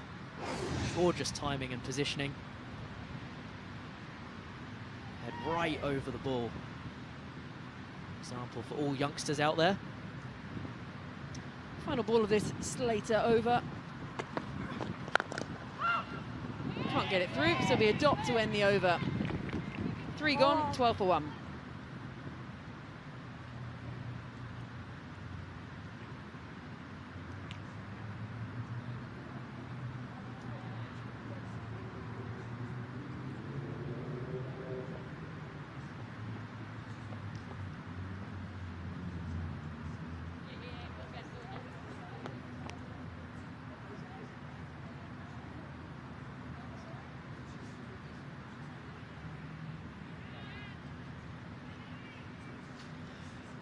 So Fontainebleau, unsurprisingly, gets a second over from the City end, a run and a wicket from her first today, so picked up the only wicket so far today.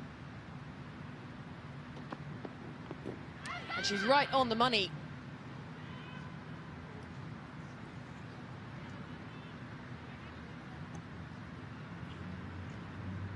Top start from Fontainebleau. Looks to be enjoying herself. Can't wipe the smile off her face. Wonderful to see.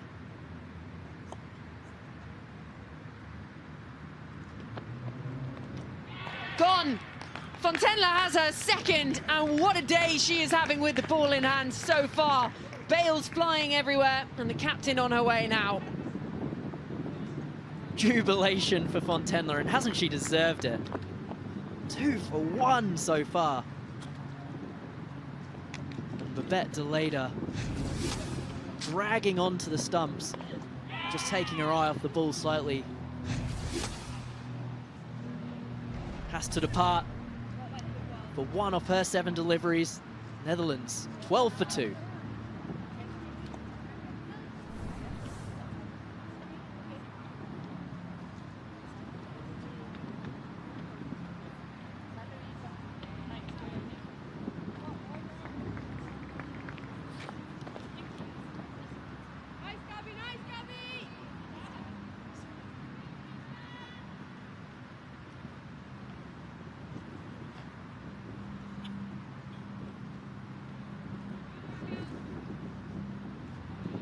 So that brings Ster Callis out to the middle.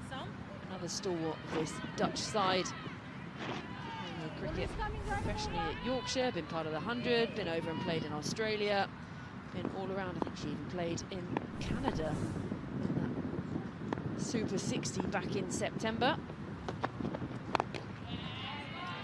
But Fontainebleau is bowling like an absolute dream.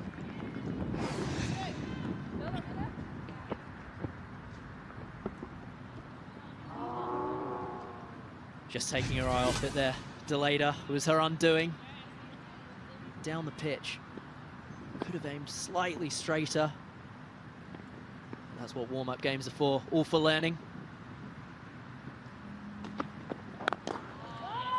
Again, finding that really good line and length. This is just what you want to see if you're Scotland. Someone like Fontainebleau coming in, putting her hand up, taking the new ball and saying, right, look, this is what I can do. I'm in form heading into the biggest tournament of her life so far.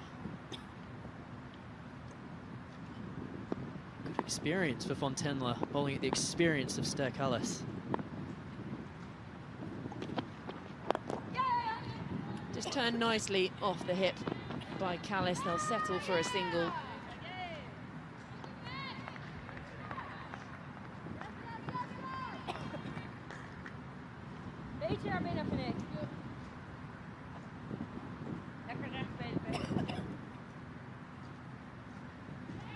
Want to come in this over from Fontainebleau.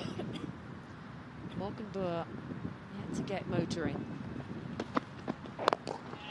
Now, what an over again. Just the run and another wicket from it. 4 gone, 13 for 2. Unreal, guys, unreal. Sorry, I don't believe it. Okay, thank you. It's going to be like, what? Tons is going to go down. If I can use my own, then you'll go on. Yeah.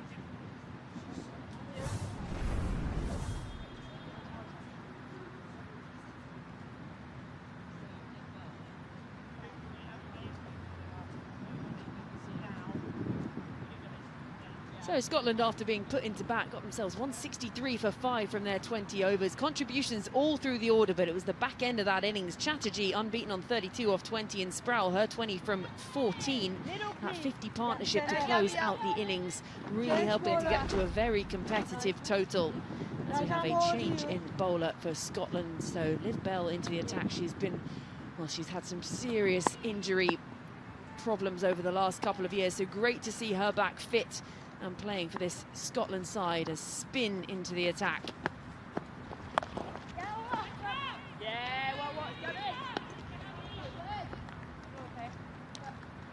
Brilliant to see Liv Bell back out there. I know myself with some injury travails. Aerial, more height than distance. Abel sets herself, and it's easy as you like. Liv Bell into the attack, takes her just 2 deliveries, and she picks up a big, big scalp in Stair Callis. Wonderful start from Bell. Coming back from double stress fracture in the back and some stress fractures in the shins. Straight into her work here. She dismisses Stair Callis. Couldn't quite get going, which is a shame for her. She departs for 1 off 5. It's 13 for 3.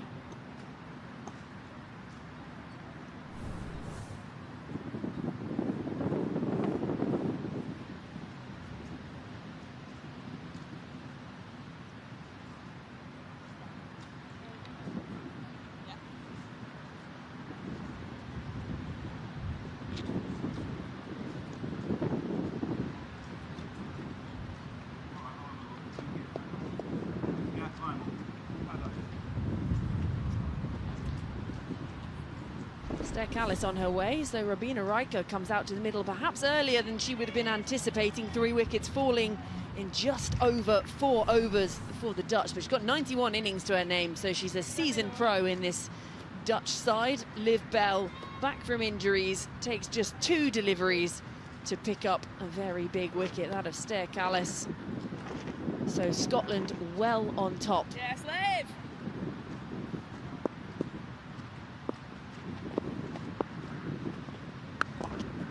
Pulls across the line.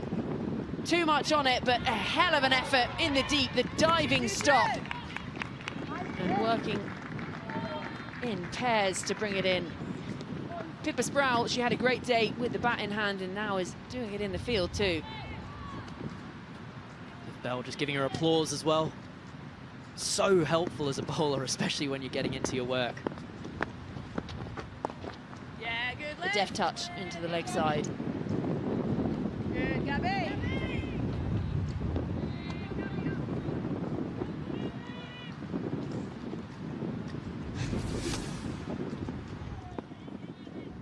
So Liv Bell, it took her just 2 deliveries, and Stair Callis, she so likes to go over the top like this. Just didn't quite get enough on it, and that's pierced the gap on the offside. Fielder giving chase, it's just slowed up enough. We had a lot of rain earlier, so a bit of a damp outfield, meaning not quite as quick as it could have been. Yes, Liv! Missing for the first time there. Bell just slightly short. Punched through the offside.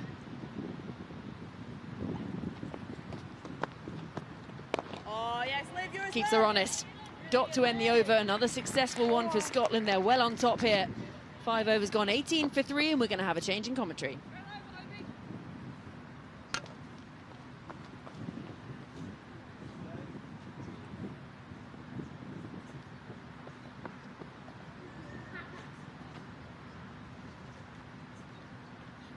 Sorry, Pippa.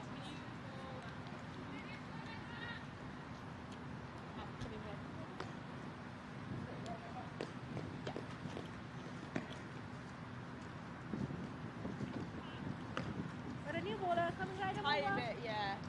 Very difficult position for the Netherlands in this contest, but crucial preparation for both sides. Ahead of reasonably daunting looking schedules for both. Taking on the very best women's sides in the world as Catherine Fraser will come into the attack for the first time. Shachi rejoining me. Shachi, going to be a tall task for the Dutch to hunt down this total from here, you'd imagine, but the result, well, not irrelevant, but certainly less important than the preparation that they'll get across the course of these 2 warm-ups. Even though the result in this game might look quite far out of the reach of the Dutch, they should be utilising the next 15 overs to really use the time out in the middle to make it count for when the actual thing kicks off. Good news too from Loughborough, where the action has got underway. Ireland Yes, right. restricted South Africa to 136 for 8 from their 18 overs, a little bit reduced there, unlike here where we've got the full T20 at the county ground in Derby. But Ireland in early trouble, 33 for 3. And the great news is, not only can you watch it live on ICC TV, but going out across, I believe, both YouTube and Facebook as well.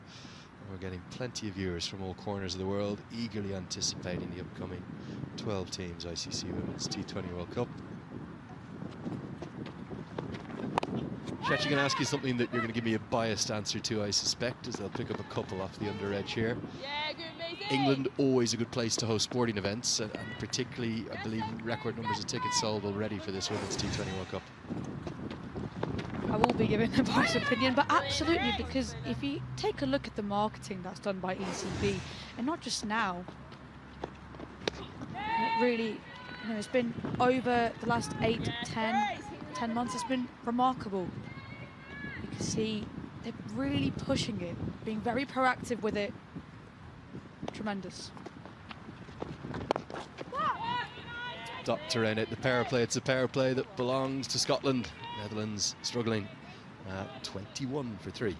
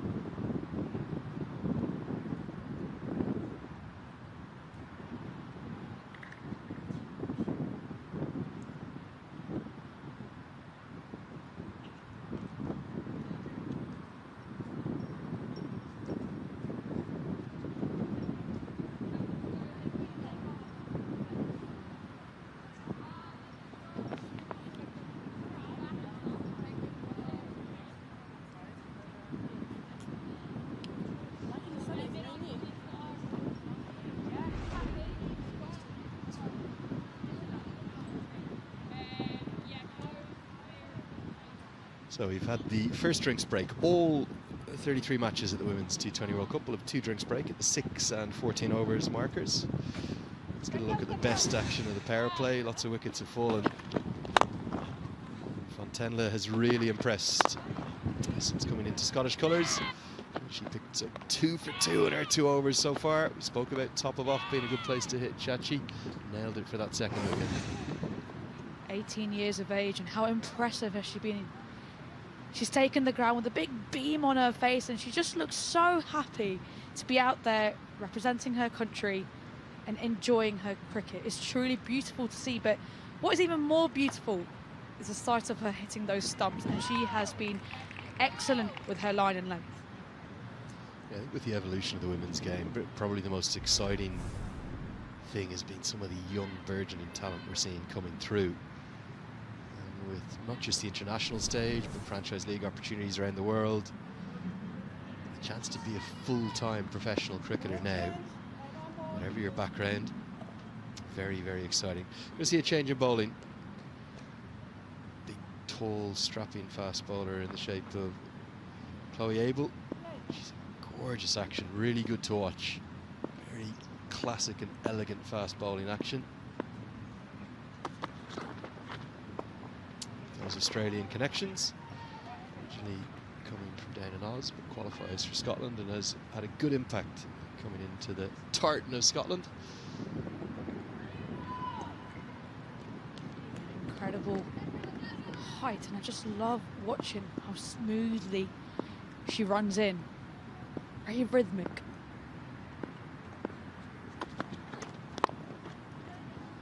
Slightly over pitch this time, and Rika gets it through the gap. Outfield has been slowed a touch by the bit of rain we had in the interval, but that will race away for a boundary. Haven't had many in the chase. Can that get the Netherlands going outside of the power play?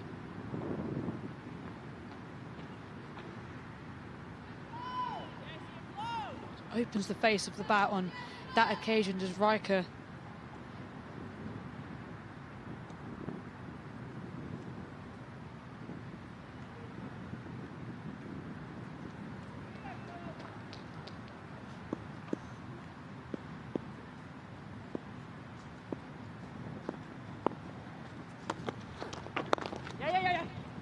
Nicely worked into the leg side. Yeah, debuted 3 years back down in Desert Springs in Almeria, the T20 game.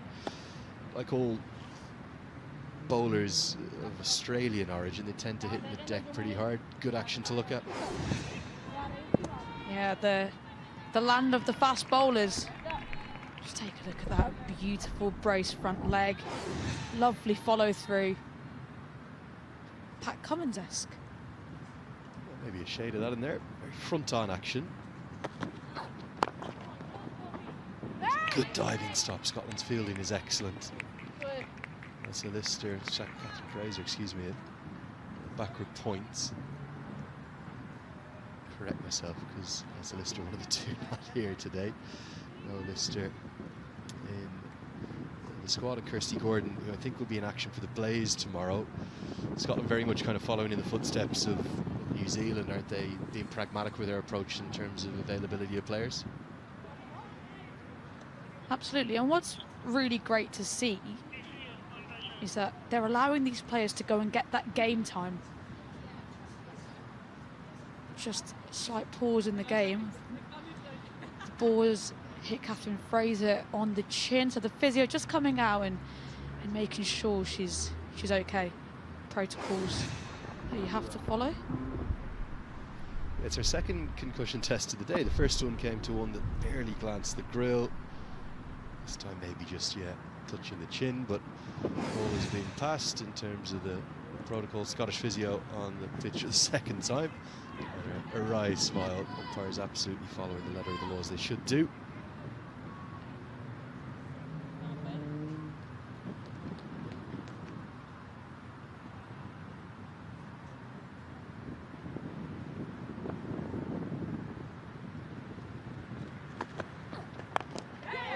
Better from Abel, right on the money this time.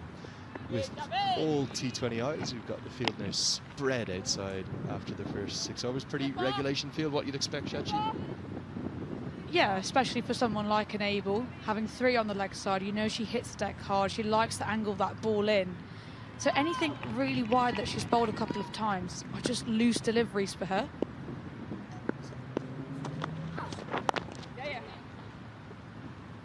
The biggest difference alongside the 30-yard circle being 25 in the women's game, just 4 outs outside of the power play from over 7 through to 20.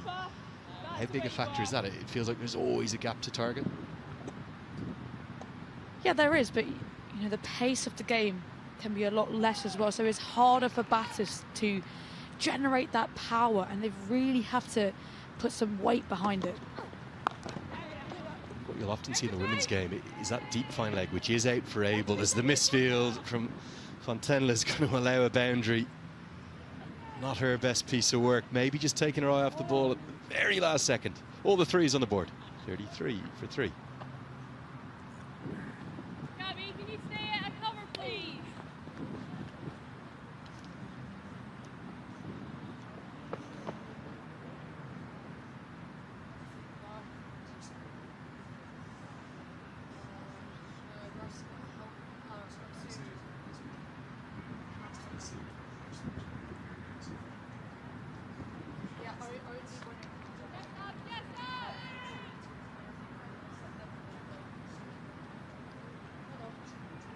Got a new bowler coming right over. See some leg spin for the first time in the second innings. Highly talented Tatha Maksud, who also gives it a good rip. We didn't see much turn in the first innings. If anyone can extract some, it might be Maksud. Great career record, nearly a wicket a game and an economy rate under 6, always a good benchmark. Starts well, but again, not much turn on offer.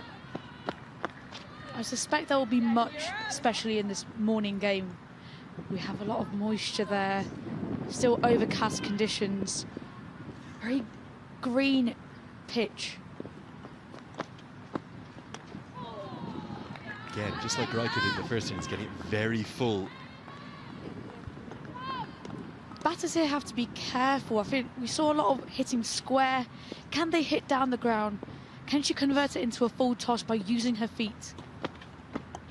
That is the full toss, which is helped away by Riker for the single. Just one more look at the last ball of the previous over. Fontella, who started so well with the ball. What happened here? She might say there was a bit of uneven bounce, but it was just a fumble, wasn't it? Because she didn't quite get low enough to the ball, especially when you're out at deep square. With the angle, you've got to get low. Yeah, I think it's about game awareness, a lot of fielding. It's not actually the physical act of fielding. It was recognising there probably wasn't a second on there. Could have been an opportunity to get down to the long barrier, get something behind it. Maybe she gets a little chance of redemption, much better this time around. You often find when you're fielding at a deep square leg position, it's difficult. And the best way to spot how the ball's going to go is by looking at the angle of the bat, as it tends to spin away from you, so body behind the ball. Again, very full, just like Seegers in that first innings, and batter's just struggling at that length, almost getting underneath the bat. You can totally see what Abtahar Maksud is trying to do here, and I'd almost be tempted to bring the square leg up and force that sweep shot because of how full she's bowling, because that might draw in a couple of dismissals.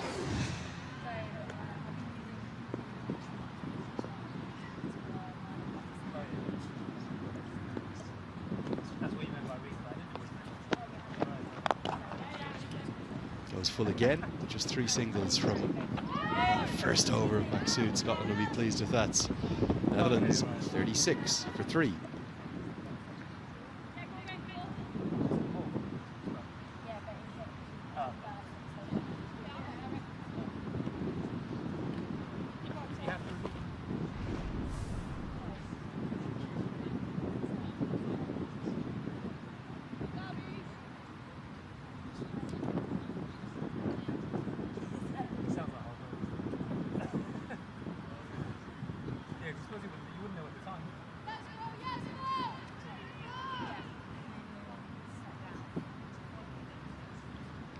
Seven dots, the real concern there in those first 8 overs from just 48 deliveries. So definitely need to turn things around. Need to start finding the boundary and rotating the strike. The Dutch. Abel's going to continue. So many of both of these squads multitasking, aren't they? I think Abel's a registered nurse. Tatha Maksud has a dentistry degree. Any of the Dutch squad have master's degrees. Amazing to see their output from both of these associate sides.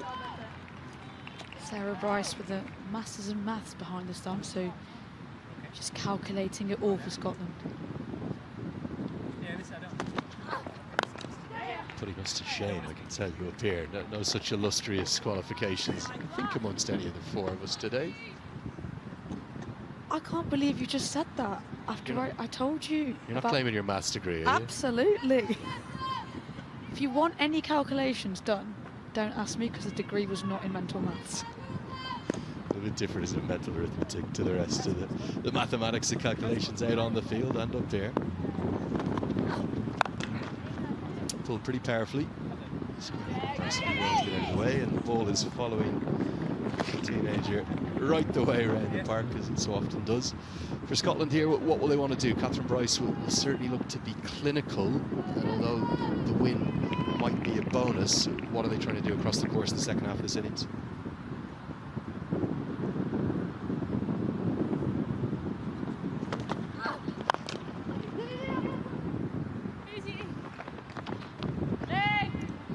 Nice drop there by Catherine Bryce. But yeah, just going back to your point there, Andrew, she'd probably be looking to throw it around to different bowlers, see what combinations are working, see what they are bowling like on this sort of situation, because yes, they're dominant at the moment, but a good chance for her to see what's in store.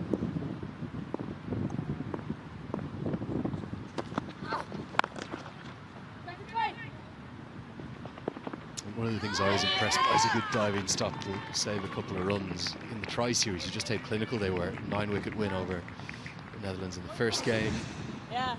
Very comfortable 8-wicket win over Bangladesh in the second. Yes, they got turned over by Bangladesh in the reverse fixture, but there's a more cutthroat and clinical nature than we've seen to associate victories in recent times.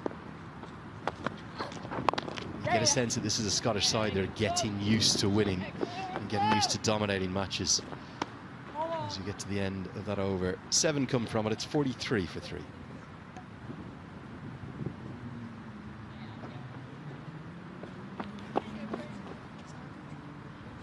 Yes, please.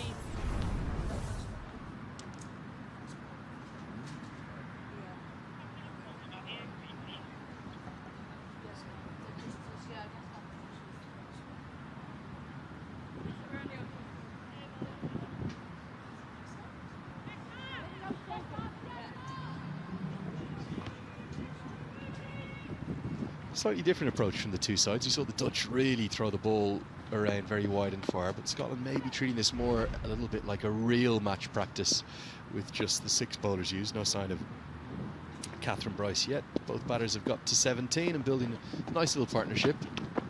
As this looks pretty full, pretty straight and good enough. The finger goes up. The reverse sweep attempted just as the partnership was building. It's broken, and Abtatha Maksud, she strikes. Brilliant from Abtaha. It was full, it was straight, attempted reverse, and that is crashing plumb as you like. It's really smart bowling. Rabina Riker, she departs for 17 of 18 deliveries. Netherlands now in real trouble. 43 for 4 after 9.1.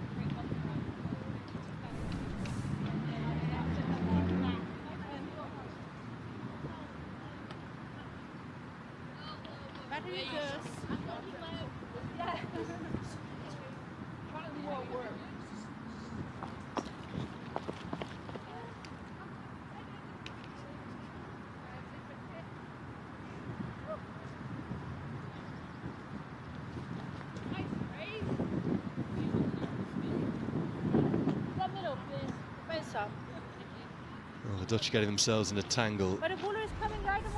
Kurana to the crease will come in down at number 6.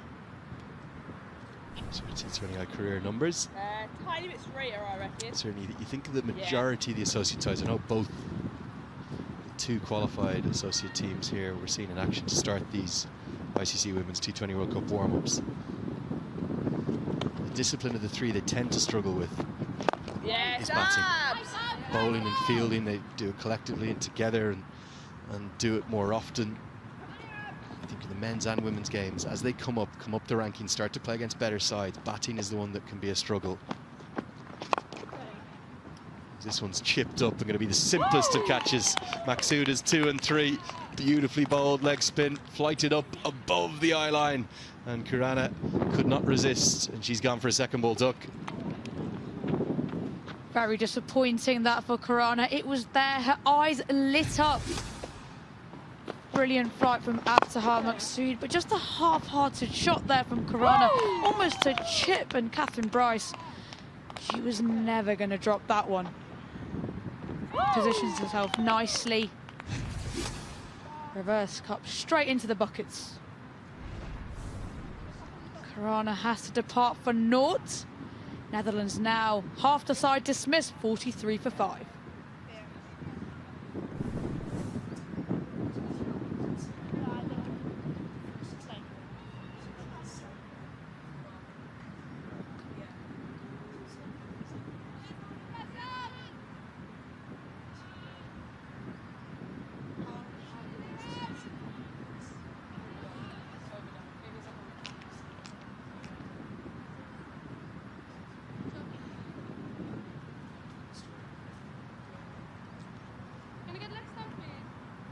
Frederique Overdijk will come in a little bit more elevated than she has been across her T20I career. Again, this is kind of into Overdijk Mark II, the off-spinning batting all-rounder rather than the fast bowler she started her career as.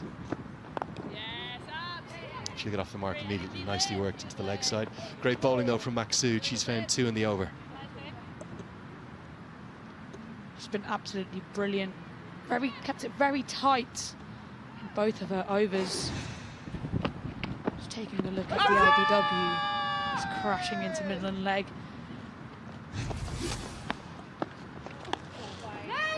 That'll be a wide down the leg side, just missed that one there. Second wicket then, well, you can understand Dutch batters wanting to accelerate, but a bit of a giveaway. Not convincing enough with that shot from Corona.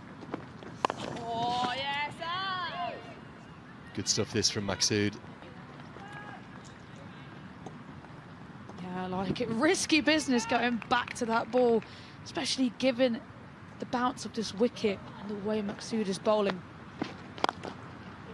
Good stroke. Malcolm finds the gap and beats the dive at cover. Races to the rope. It'll be a 4 to get us to the halfway stage of the chase. The Netherlands, 49 for 5.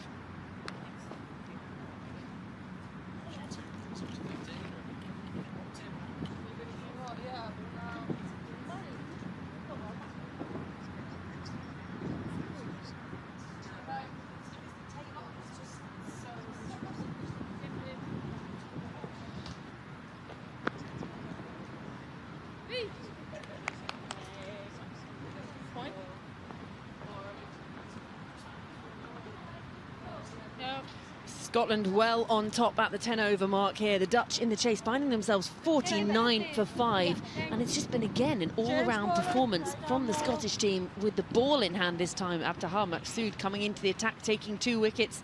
Liv Bell back from injury, picking up a wicket with just her second delivery of the day. Fontenla picking up 2 wickets. It has really been quite an all-round display, this from Scotland so far. We saw it with the bat earlier on, and now we're seeing it with the ball, and that's really good signs. This kind of team, there's been a lot of talk about going into this ICC Women's T20 World Cup on just how well-rounded they are, and it's not just about relying on necessarily the names we know so well, like the Bryces. As Liv Bell starts her second over, will just be 1. But there's some youngsters coming through in this side. There's players playing professional cricket down in England. And it just really is a side who are here to compete. They were in the UAE in 2024, failed to win a game there, but they come into this game and into this tournament as real contenders in that group. They've looked sharp, haven't they? Clinical.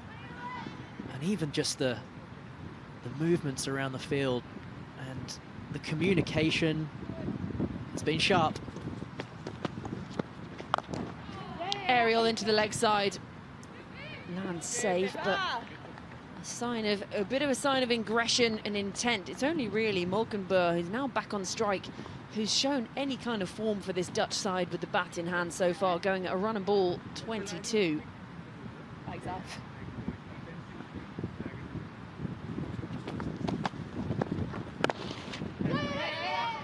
She rocks off the back foot and finds that gap through the covers.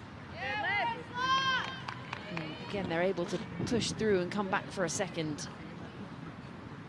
Well, why is she not looking?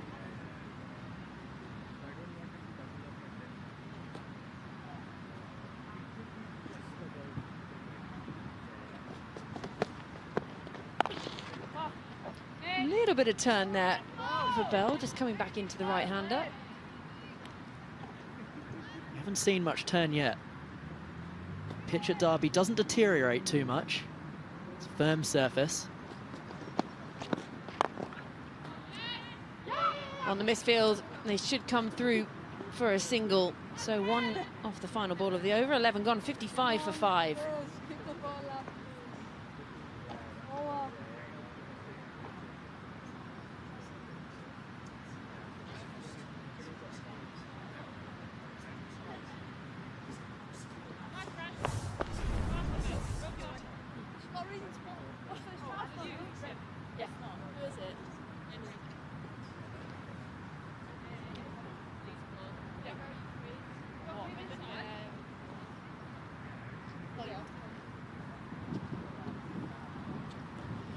Scotland well on top. Netherlands in the chase here. 55 for 5, 11 overs gone. But Scotland 163 for 5 was a mammoth target in the end. So Netherlands now needing more than 2 a ball. 109 needed from 54 to get themselves victory in this first warm-up game. As Fraser starts her second, just 3 runs off her first over. Gone. Plays around it. Malkenburg, the only one showing any kind of resistance so far, is sent on her way. Nicely done from Catherine Fraser on her return to the attack. Just that bit of turn that you were talking about, Georgie Heath. Good signs for Scotland.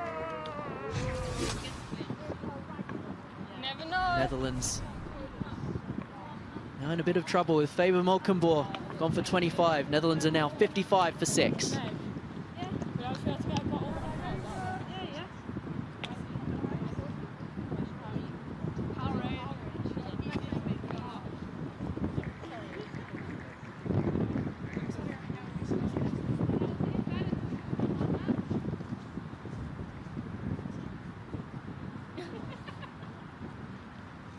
Craig's gonna be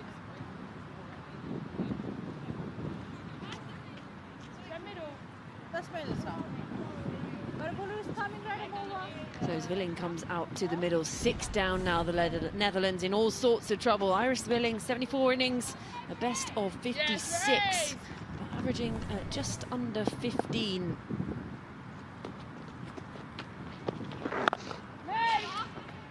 And again, it's another player contributing for Scotland. Everyone is having a go today, everyone putting their hand up. And there was the death rattle. She knew it as it flew past. Ariel this time clubbed out to deep mid-wicket. And having to put the pressure on the field to come back for a second, easy in the end. I just feel as though the final partnership in the Scotland innings between Sproul and Chatterjee just got everyone going. And they've really carried it into the field here for Scotland. And another! Second one in the over for Fraser. Second time she destroys the stumps, and the second time the bails go flying. Scotland are dominating here in Derby.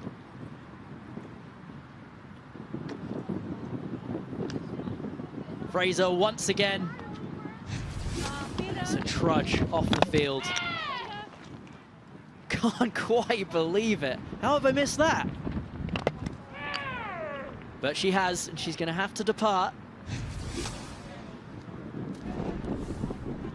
Iris Zwilling, short stay, 2 for 3, 2 off 3. Netherlands are 57 for 7.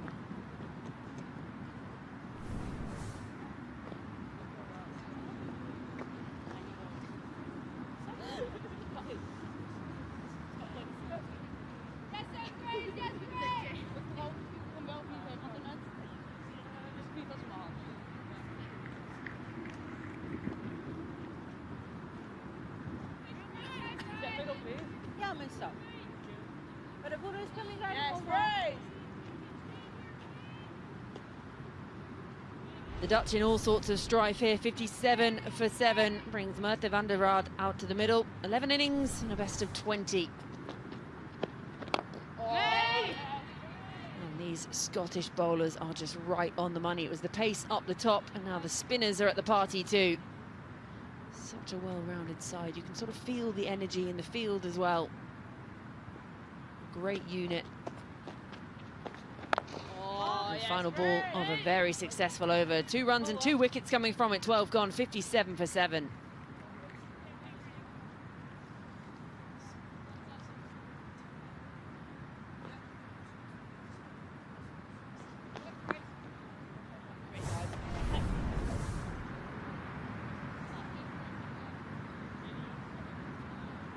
I think you were out, yeah.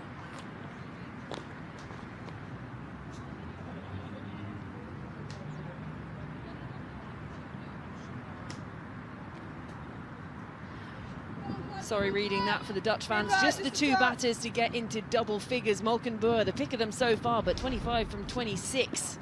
is all she can make. Now 57 for 7 and pace back into the attack. Abel full and straight and driven beautifully all along the carpet from Overdijk. Not too much to celebrate so far, the Dutch, but that's a beautiful looking stroke.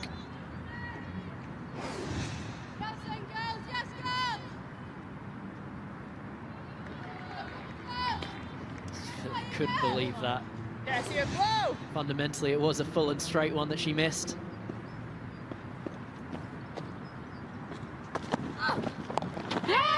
Turned around the corner, a bit of extra aggression as Maxud comes in off the rope. And a little fumble isn't costly.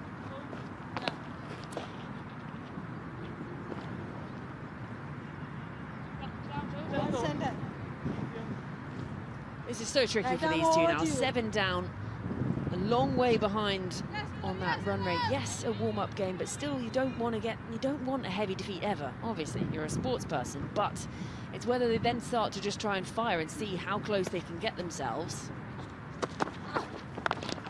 Or what their decision making is, and just get themselves in and then try and push on from there.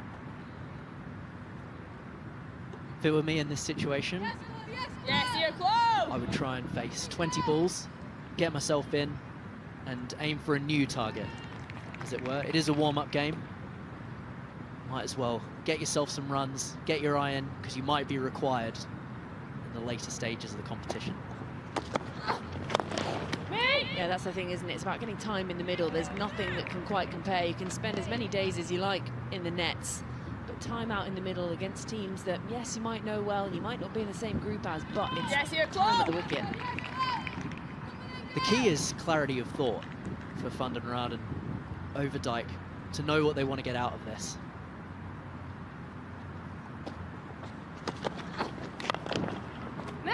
Still can't get it through. Really good stuff, this from Abel. The first one clubbed for 4, but it's been a good response since then.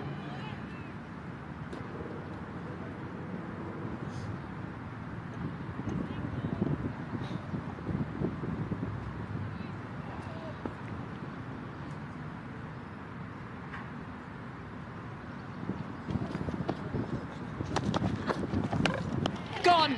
8 down now. Abel started the over with a boundary and finishes it by clattering the stumps, sending Bales flying and sending Van den Rad on her way.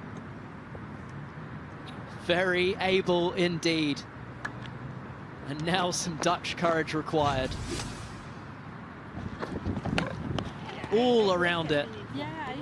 Once again, and it's a very sorry looking state for the Dutch team. Van den Rad has to depart for a duck. It is 62 for 8.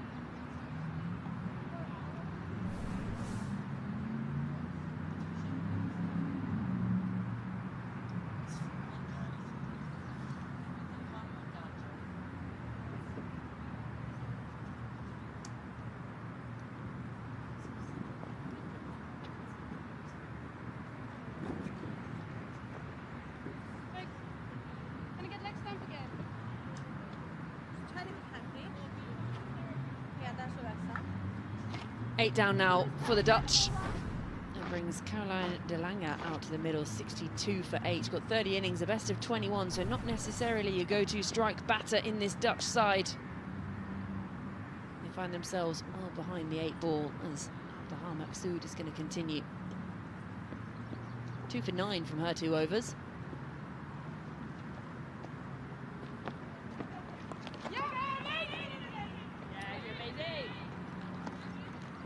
I've enjoyed watching Maxud. Got a gorgeous action. Nice rhythmical approach to the crease. High arm. There's good revs on the ball. Plays it very late. Cut away out to deep cover.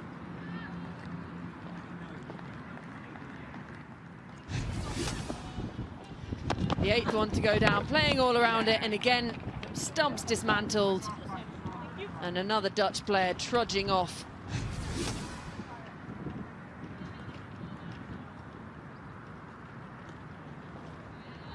Brace just a touch.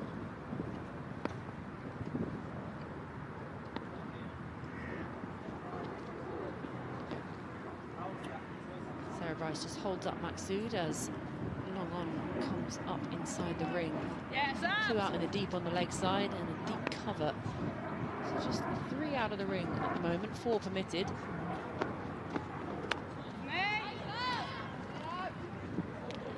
Important now for Scotland to be ruthless. It can be easy in these situations to let the game drift a little bit, but Captain Bryce has been rallying the troops as we wait for a field change here. Short third man comes from 45.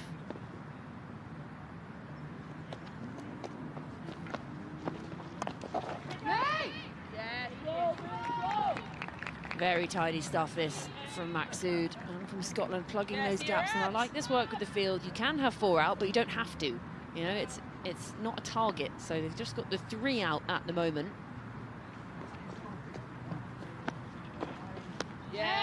Squeeze up inside that ring.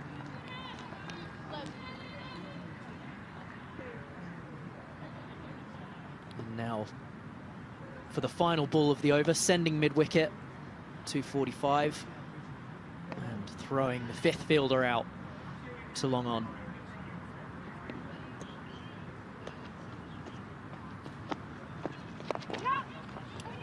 Just finds the edge. So it'll be a single to finish. Another very tidy Maxud over, 2 runs coming from it. 14 gone, 64 for 8.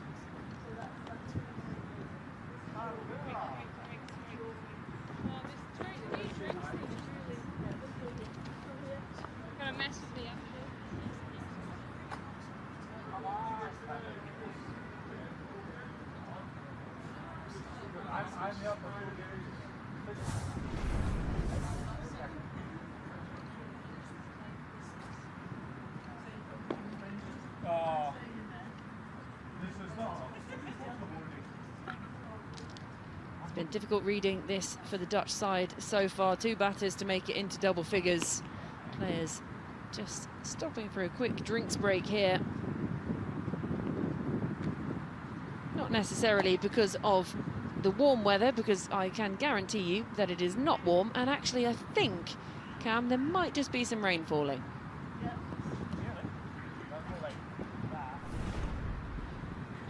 This is England. Maxud, 2 for 11 from her 3 overs. Pick of the bowlers for me. But Scotland have been sharp. Each of the bowlers has been economical. And the intensity in the field has been high. Yeah, wickets shared around, and Slater, yes, not picking up any wickets, but only going at 5.5s as well. I'd be really pleased with this performance all around. They were great with the bat, Scotland, getting themselves up to 163, which actually looked well above par. The Netherlands perhaps slightly disappointed with the way they bowled, a little wayward at times, and gave that opportunity down the back end, the 50 partnership to close out that Scottish innings, just really rubbing salt into the Dutch wounds. But now they've got a real task on their hands. They've just got to try and get themselves in and think, right, this is just a warm-up game, yes. And think about what went wrong today as they look ahead to the ICC Women's T20 World Cup, which kicks off in just 6 days. That first match of the tournament, England versus Sri Lanka at Edgbaston on the 12th, with performances from the cast of Wicked as well. So a very exciting summer ahead for women's cricket globally and women's cricket in England. Going to be the biggest ICC Women's T20 World Cup ever, with 12 teams in action. So very exciting times ahead. And perhaps for once, not necessarily out-and-out favourites like you would have picked coming into previous tournaments. There are definitely a few names being thrown around.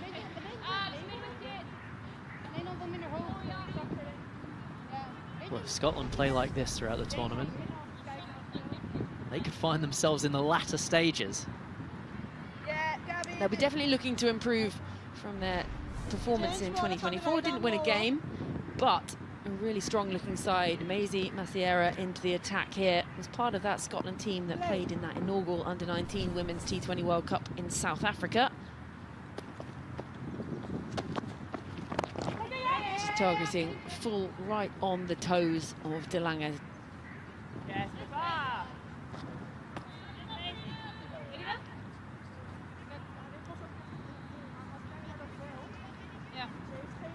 In case you hadn't realised, it is a little bit damp. Just making sure you get the best viewing of this game here.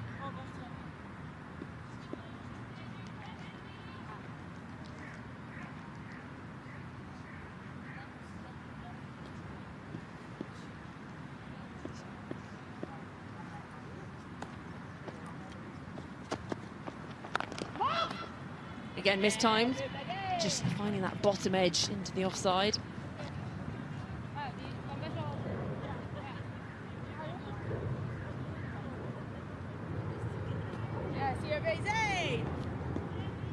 Just getting heavier now. Pakistan team rolling in for this afternoon's game.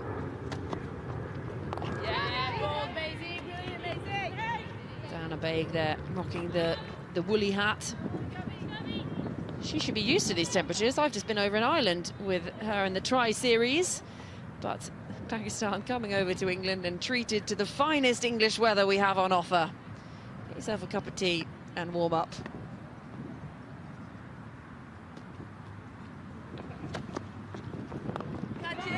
Chipped up in the air, land safe. Maksud coming in from mid-wicket. Get yourself a cup of tea and a meeting with Duckworth, Lewis and Stern. That sounds like a maths lesson to me. We'll send Shachi Pai to those ones.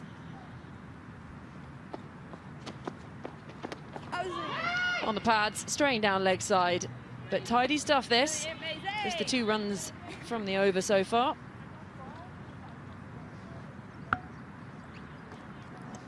Tough work for Delanga here. Annoyed with herself for missing that one.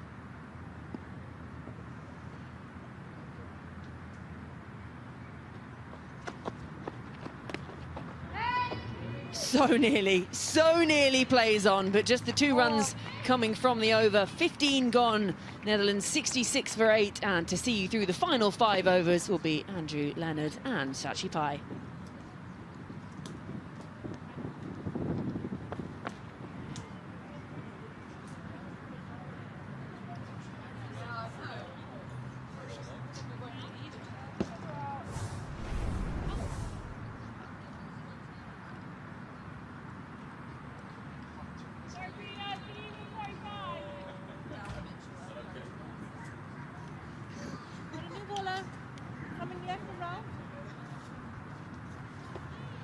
Exceptional stuff from Scotland. Their basics have been so impressive, not really leaving the stumps, and for the Dutch, faced with an aggressive required run rate, maybe wilting under the challenge. This is a side, remember, Netherlands who beat Bangladesh less than 10 days ago, as Slater will come in for her 3rd over. Coming around the wickets, Andrew Leonard here alongside Shachi Pai. Shachi, well, I think you and I were talking off air about how much we were excited about seeing how Scotland will go at this World Cup. Today is emphasising that point. Absolutely. I actually think they are going to be a team to watch out for in their group, causing a few upsets. They could really possess some challenges, especially, I'm going to say, to England, because, you know, they have players who play against each other all the time in domestic cricket. Really well played, finds the gap over Dyke. Steers it between a very narrow window between 3rd and backward point and gets a boundary. A little bit of late cheer here for the Oranje. Yeah, nice looking shot there. Opens the face off the bat beautifully. And just placing it. You can totally see now the outfield's getting quicker as the game has gone on. We have had a few drizzles here and there, but the sunshine has definitely helped it dry up.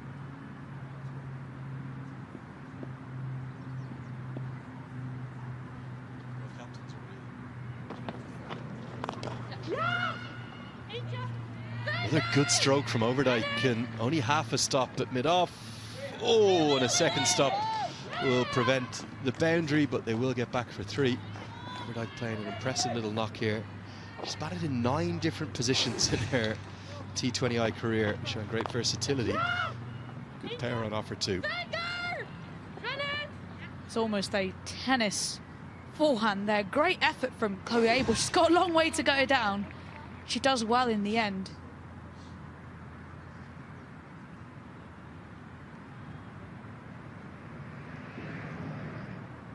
see players blossom and bloom in different ways throughout their career.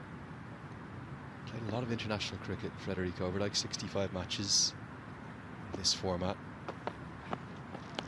That'll be a wide outside the off stump, but her highest score in her career, just 36.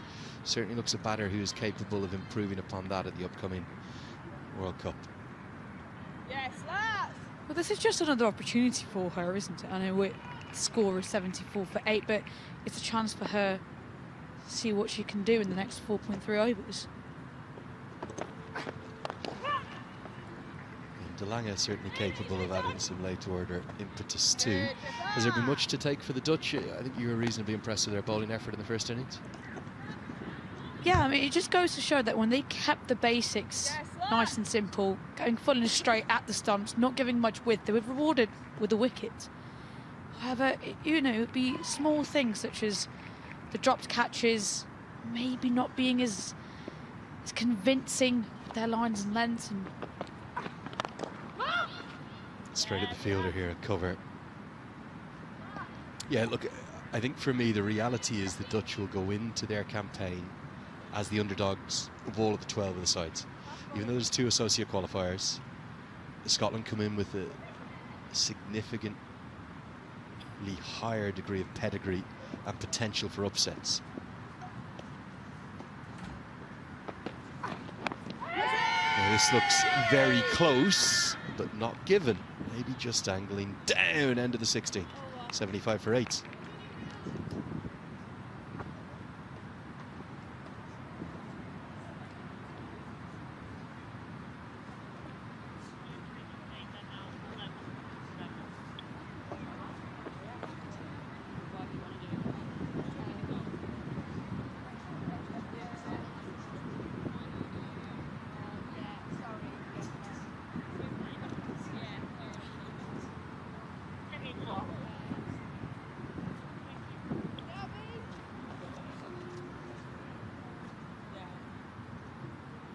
Fraser's going to continue. Big appeal, last ball of the previous over. How close was this?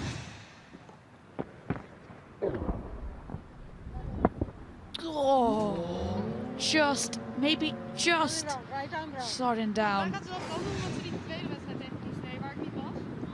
It's very, very close there. Going back at a ball, maybe that was not quite that short.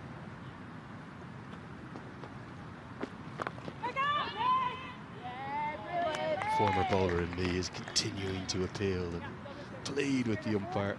Yeah, Fraser with her off breaks, she'll be a big asset for Scotland to bank her for her 4 overs in all 5 group games, you'd imagine. Just a conventional off spinner, but very effective. As the misfield is going to allow a boundary. Looked like it was going to be a dot and maybe the first real blot in the copybook of Scotland's fielding effort. Be disappointed with that one. It was a regulation stop really, and just long barriers but through the leg of extra cover. Megan McCall.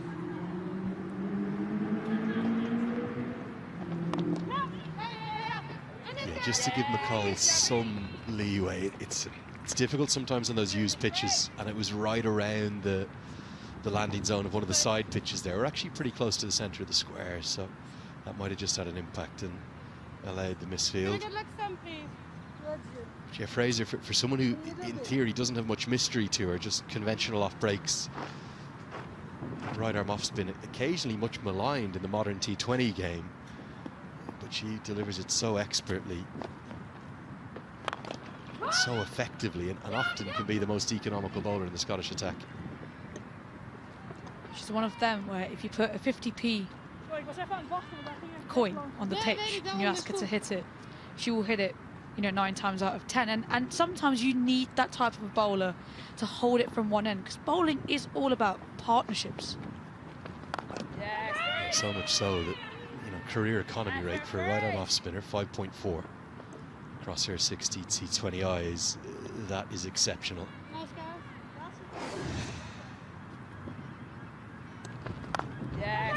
I'd also love to see is how maybe someone like a Darcy Carter. Brilliant phrase, really good phrase. Just be a single to close out Fraser's third good over for the Netherlands. 9 come from it. 8 come from it even. It's 83 for 8.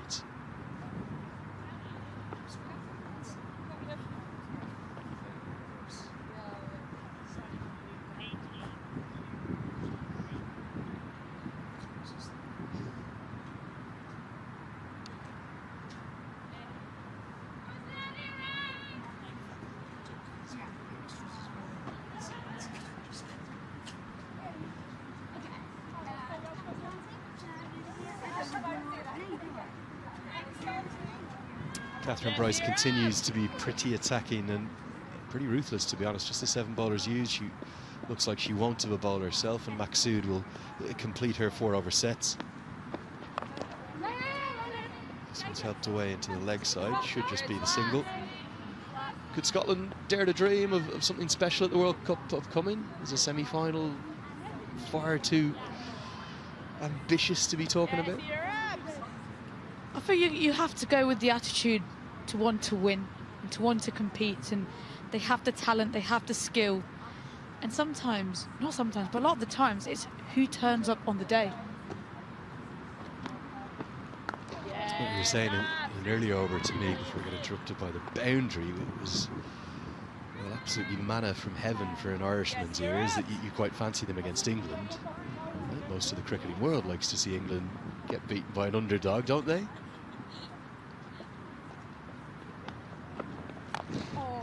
Trying to get me in trouble.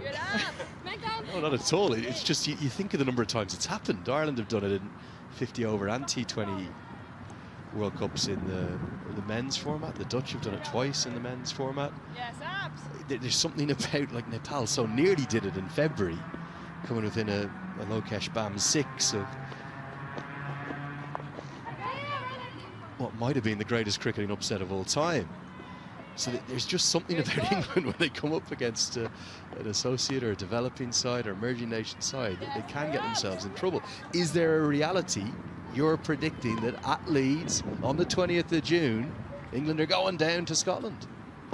I'm going to look at my crystal ball and then let you know exactly what I'm thinking.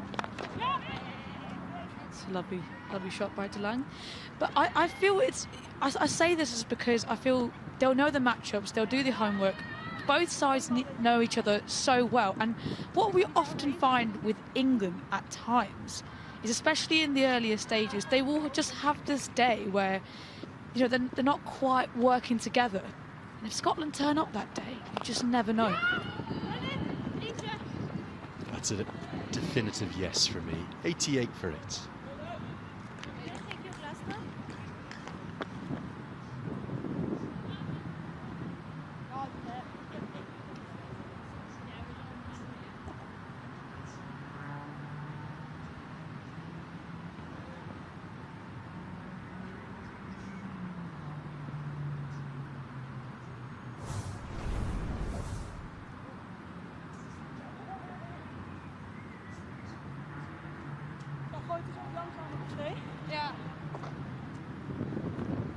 So Scotland just 2 overs away from rounding out what's not just going to be a comprehensive victory, but a very impressive one.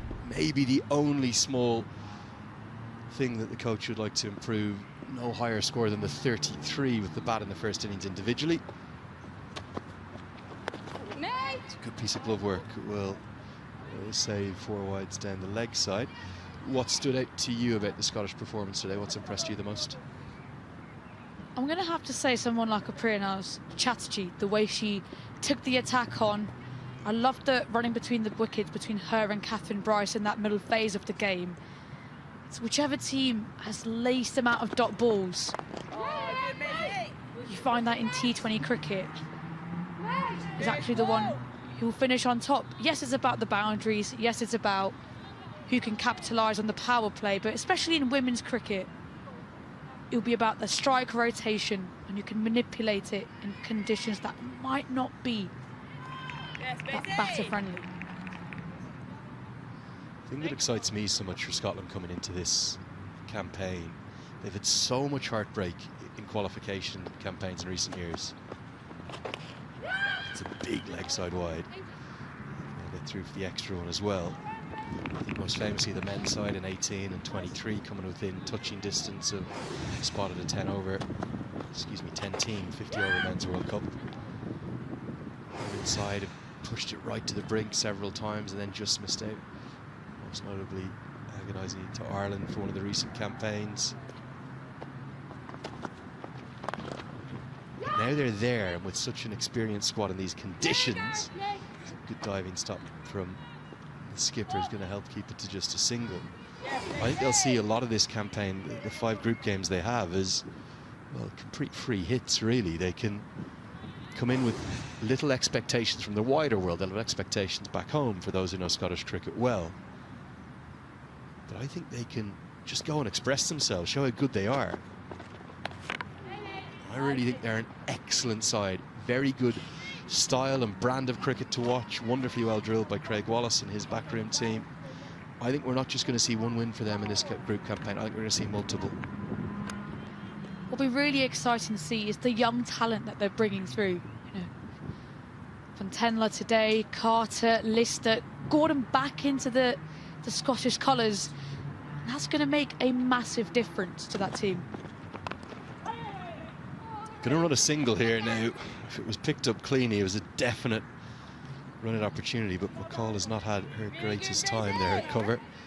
Yeah, I think the other thing is that the format will suit Scotland in terms of the scale of their impact they can get from some of those players that you're listing. Catherine Bryce is a day out, if Sarah Bryce is a day out, Darcy Carter, Elsa Lister coming back in, Christy Gordon. I think they can upset every single one of their opponents in Group B. I think they'll almost arguably go into the Irish game as favourites, despite Ireland being a full member nation, a test nation. I think they'll fancy their chances against England. And certainly in these conditions against Sri Lanka, again, I'd almost make them favourites. So there's a path through that group for them. I think that they can match up to the West Indies very well. And then New Zealand, well, that might be a game that certainly the Kiwis would be favourites in. There's no reason why Scotland can't be one of the big stories of this World Cup. They're going to go for the second now. The throw's going to go to the keeper's end. And De Lange, well, miraculously survives. She'd almost given it up. The run out chance was spoiled. It's 97 for 8.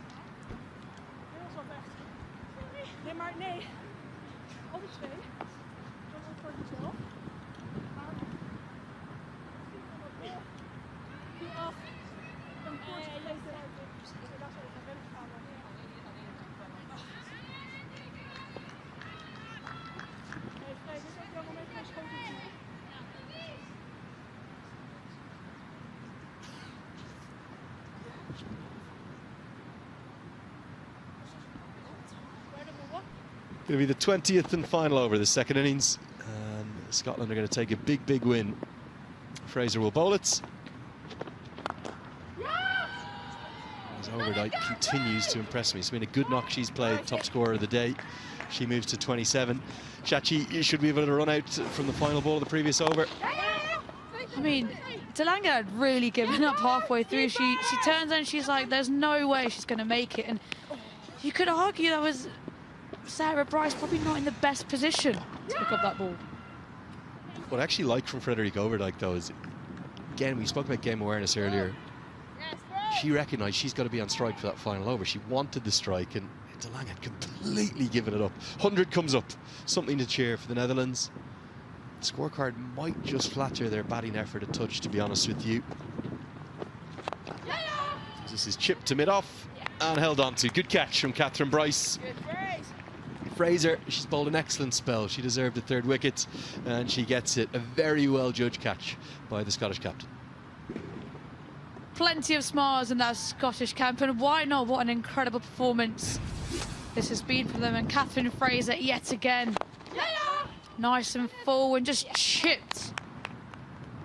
Catherine Bryce was easy catch for her. She's been busy there today as Catherine Bryce. De Lange made a nice contribution in that partnership, but she goes for 14 of 20 deliveries. Netherlands are 100 for 9. 19.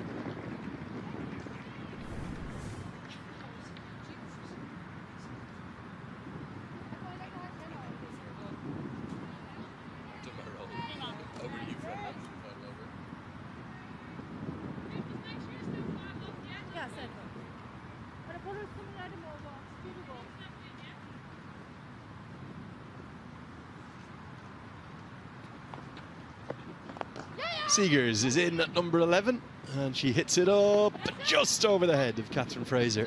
Might have been able to get a piece of that. You would think if that was in the main event come next week, she might have gone for this, but probably just a wise choice to let it run over her shoulder, and Seegers gets off the mark with a couple. They're often very difficult catches to take, and you don't want to almost throw yourself at it a bit too much.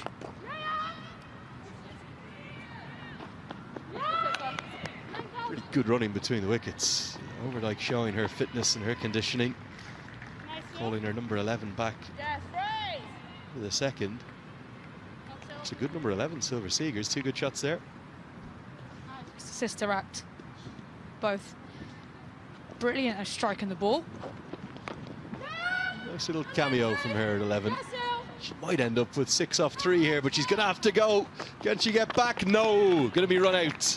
And off the 120th and final delivery of the innings, the Netherlands will be bowled all out for 104. 59 runs short of what they were looking for. It would be 105 all out, actually, with the single counting. But certainly Scotland victorious, and comfortably so. It's a 58-run win for them. They have taken victory and been very good value for it. Immaculately captained by Catherine Bryce, and ever so well marshalling her bowling troops. Fraser probably the star of the show with 3 for 20, but 2 wickets for young Fontenla, and Abtatha Maksud 2 and a wicket apiece for Abel and Bell has given the Scottish side the most comfortable of victories, and maybe a bit of a statement of intent ahead of that World Cup campaign. They prepare so well here in Derby. Absolutely fantastic win for Scotland. How good have they been today, doing their basics right? The bowling has been spot on, but what has been great to see is the intent with which they batted, and smart batting through the middle as well. It wasn't easy conditions.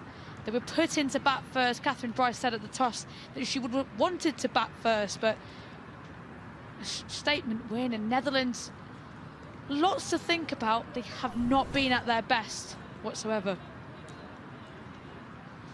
Yeah, look, they've got a great coaching team there. Neil McRae, who is the outgoing head coach, and Pierre Brain, who's working as the assistant for this campaign. He'll come in as the new head coach straight after this campaign. I have no doubt they'll find a way to take some positives from today's effort.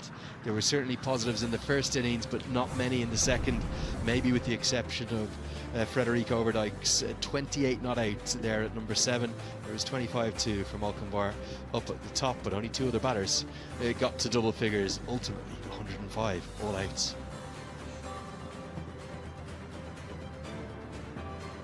Shachi, for the bowlers, who really stood out for you? I think the off breaks of Fraser impressed you and I.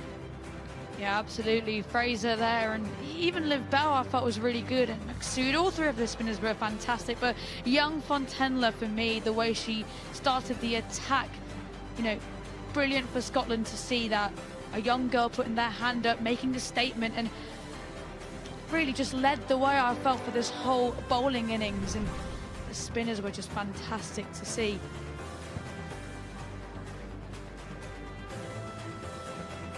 Certainly a comprehensive victory, to say the least. 58 runs at the end margin because of that run out from the very final delivery. I've got to say that Scotland were very good value for their victory. An early warning shot fired to all of those in Group B in this first warm-up game of the ICC Women's T20 World Cup for 2026. They've not had to travel far south of the border. I think they could well be a side to watch. We'll have plenty more coverage, including game number 2, but before that we'll speak with both captains just on the backside of this commercial break.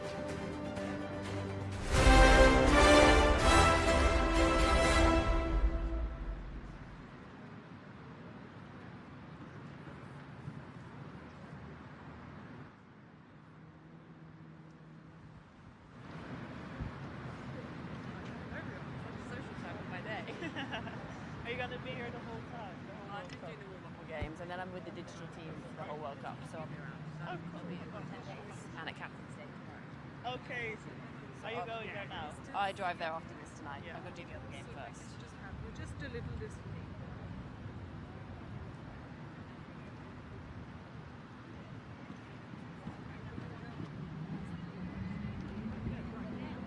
Rotate. My hair is just going to have a day.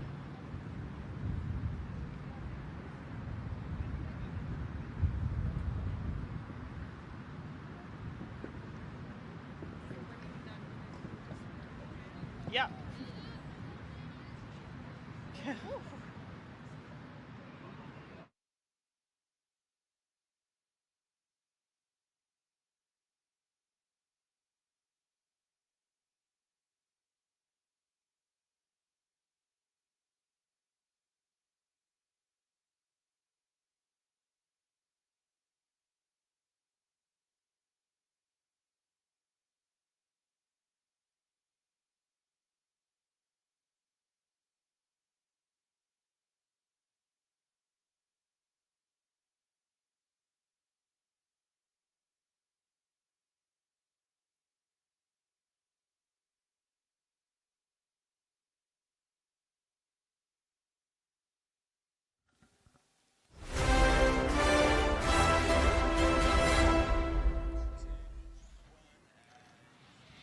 Yeah, welcome back to Derby. We're at the county ground here. It's the first day of the ICC Women's T20 World Cup warm-ups. We had an all-European, all-associate clash between two very fine sides. But Scotland, well, they've been exceptional. They've taken a very comfortable 58-run victory. We managed to battle the showers and get a full match in. I think it's a good time to get down pitch side to hear a bit of reaction from both captains. Over to you, Georgie Heath. So I'm joined now by the captain of the Netherlands, the losing side today, Babette de Leede. Babette, what do you think went wrong today for the side? I think our bowling wasn't good enough and our fielding as well. So with the bat we didn't really get momentum. I think Scotland played very well. It's been a busy couple of days for us. So I think we'll go back and rest and then come back stronger. And obviously Scotland aside, you know very well, you play each other a lot. But coming into the World Cup, does it feel just that little bit different? Yeah, I think especially wearing our new kits, playing in a stadium, yeah, it starts to feel real now, which is super exciting. And talking of it being exciting, yes, this is a warm-up game, yes, didn't go your way, but you must be absolutely buzzing to be part of this World Cup for the first time now. Definitely. We worked really hard to be here. We'll have another week to get things right, so I'm sure we'll go back, reflect and come back stronger. Well, it's a very exciting time for you guys. Obviously, you've still got another few days and time until the World Cup starts, but it's absolutely thrilled, all of us, to see you guys at this World Cup as the Women's World Cup expands. So unlucky today, but we look forward to seeing you fight back stronger. Thank you so much. You. So, Catherine Bryce, absolutely great day for Scotland. Just seemed to be a wonderful all-round performance. Did it feel like everything just came together today? Yeah, I think so. I think it was a great game for us. I think good few runs up top, but also kind of a few players that haven't had much opportunity in the last couple of weeks kind of got a really good hit out there. Preenaz and Pippa at the end were absolutely fantastic to get that total on the board, and I think really started really well with the ball. And Scotland aren't just here to play, they're here to really perform and go a step further than in the last tournament. For you, as sort of a member, a stalwart of this Scottish side, you must be absolutely so proud and thrilled to be part of that. Yeah, I think so, and I think we're in a really good place to be able to do that as well. This squad's kind of coming together really nicely and playing some really good cricket. So yeah, looking forward to for what comes. And you seem to almost have too much choice at the moment. That's what's so exciting. It's not just right, these are the 11 that could be on the pot. People putting their hands up today. Yeah, it's amazing to see it. It gives a few headaches, but I think it's good headaches to have, and kind of knowing that those people are there to come in when needed, but also kind of pushing everyone to be better and work really hard. And it's as close as it could be to a home World Cup. Are the fans ready? We've got the Scottish flags, the horns blaring. Are there going to be people in kilts? What's that going to be like for you to perform in front of them? Yeah, absolutely. We were back in Scotland last week, and a number of people said they've got the tickets and they're ready to come down to Old Trafford next week. Is absolutely fantastic. So hopefully there'll be some bagpipes out there, kilts, and who knows what else. And who knows what else? Well, we look forward to seeing it. Congratulations today, and good luck in the whole tournament. Thanks very much. So it's a win today for Scotland. Thank you to the both captains for joining us. Yeah, great to hear the thoughts of Catherine Bryce and Babette de Leede. Well, pretty honest interviews from both of them. And Catherine Bryce is certainly right. We're going to see an absolute sea of Scottish fans. The good news from us here in Derby, we've got plenty more action to come. Not just Scotland and the Netherlands this morning, but we also have Pakistan, who have been across in Ireland, so getting acclimatised to similar conditions, who are going to take on Sri Lanka, and we'll have every single ball of it live and free here on ICC TV all around the world, both on the ICC website and on the ICC YouTube channel. We hope you've enjoyed the coverage of this first match, where we can leave you with the news that Scotland have taken a very comprehensive victory.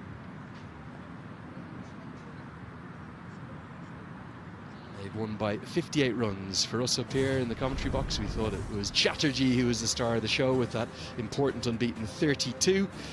Good innings too from Carter with 33 at the top, and the 3-star performances with the bowlers, because Fraser, Fontenla and Maxsood, well, they shared 7 wickets between them, as Scotland run out very comfortable victors by 58 runs.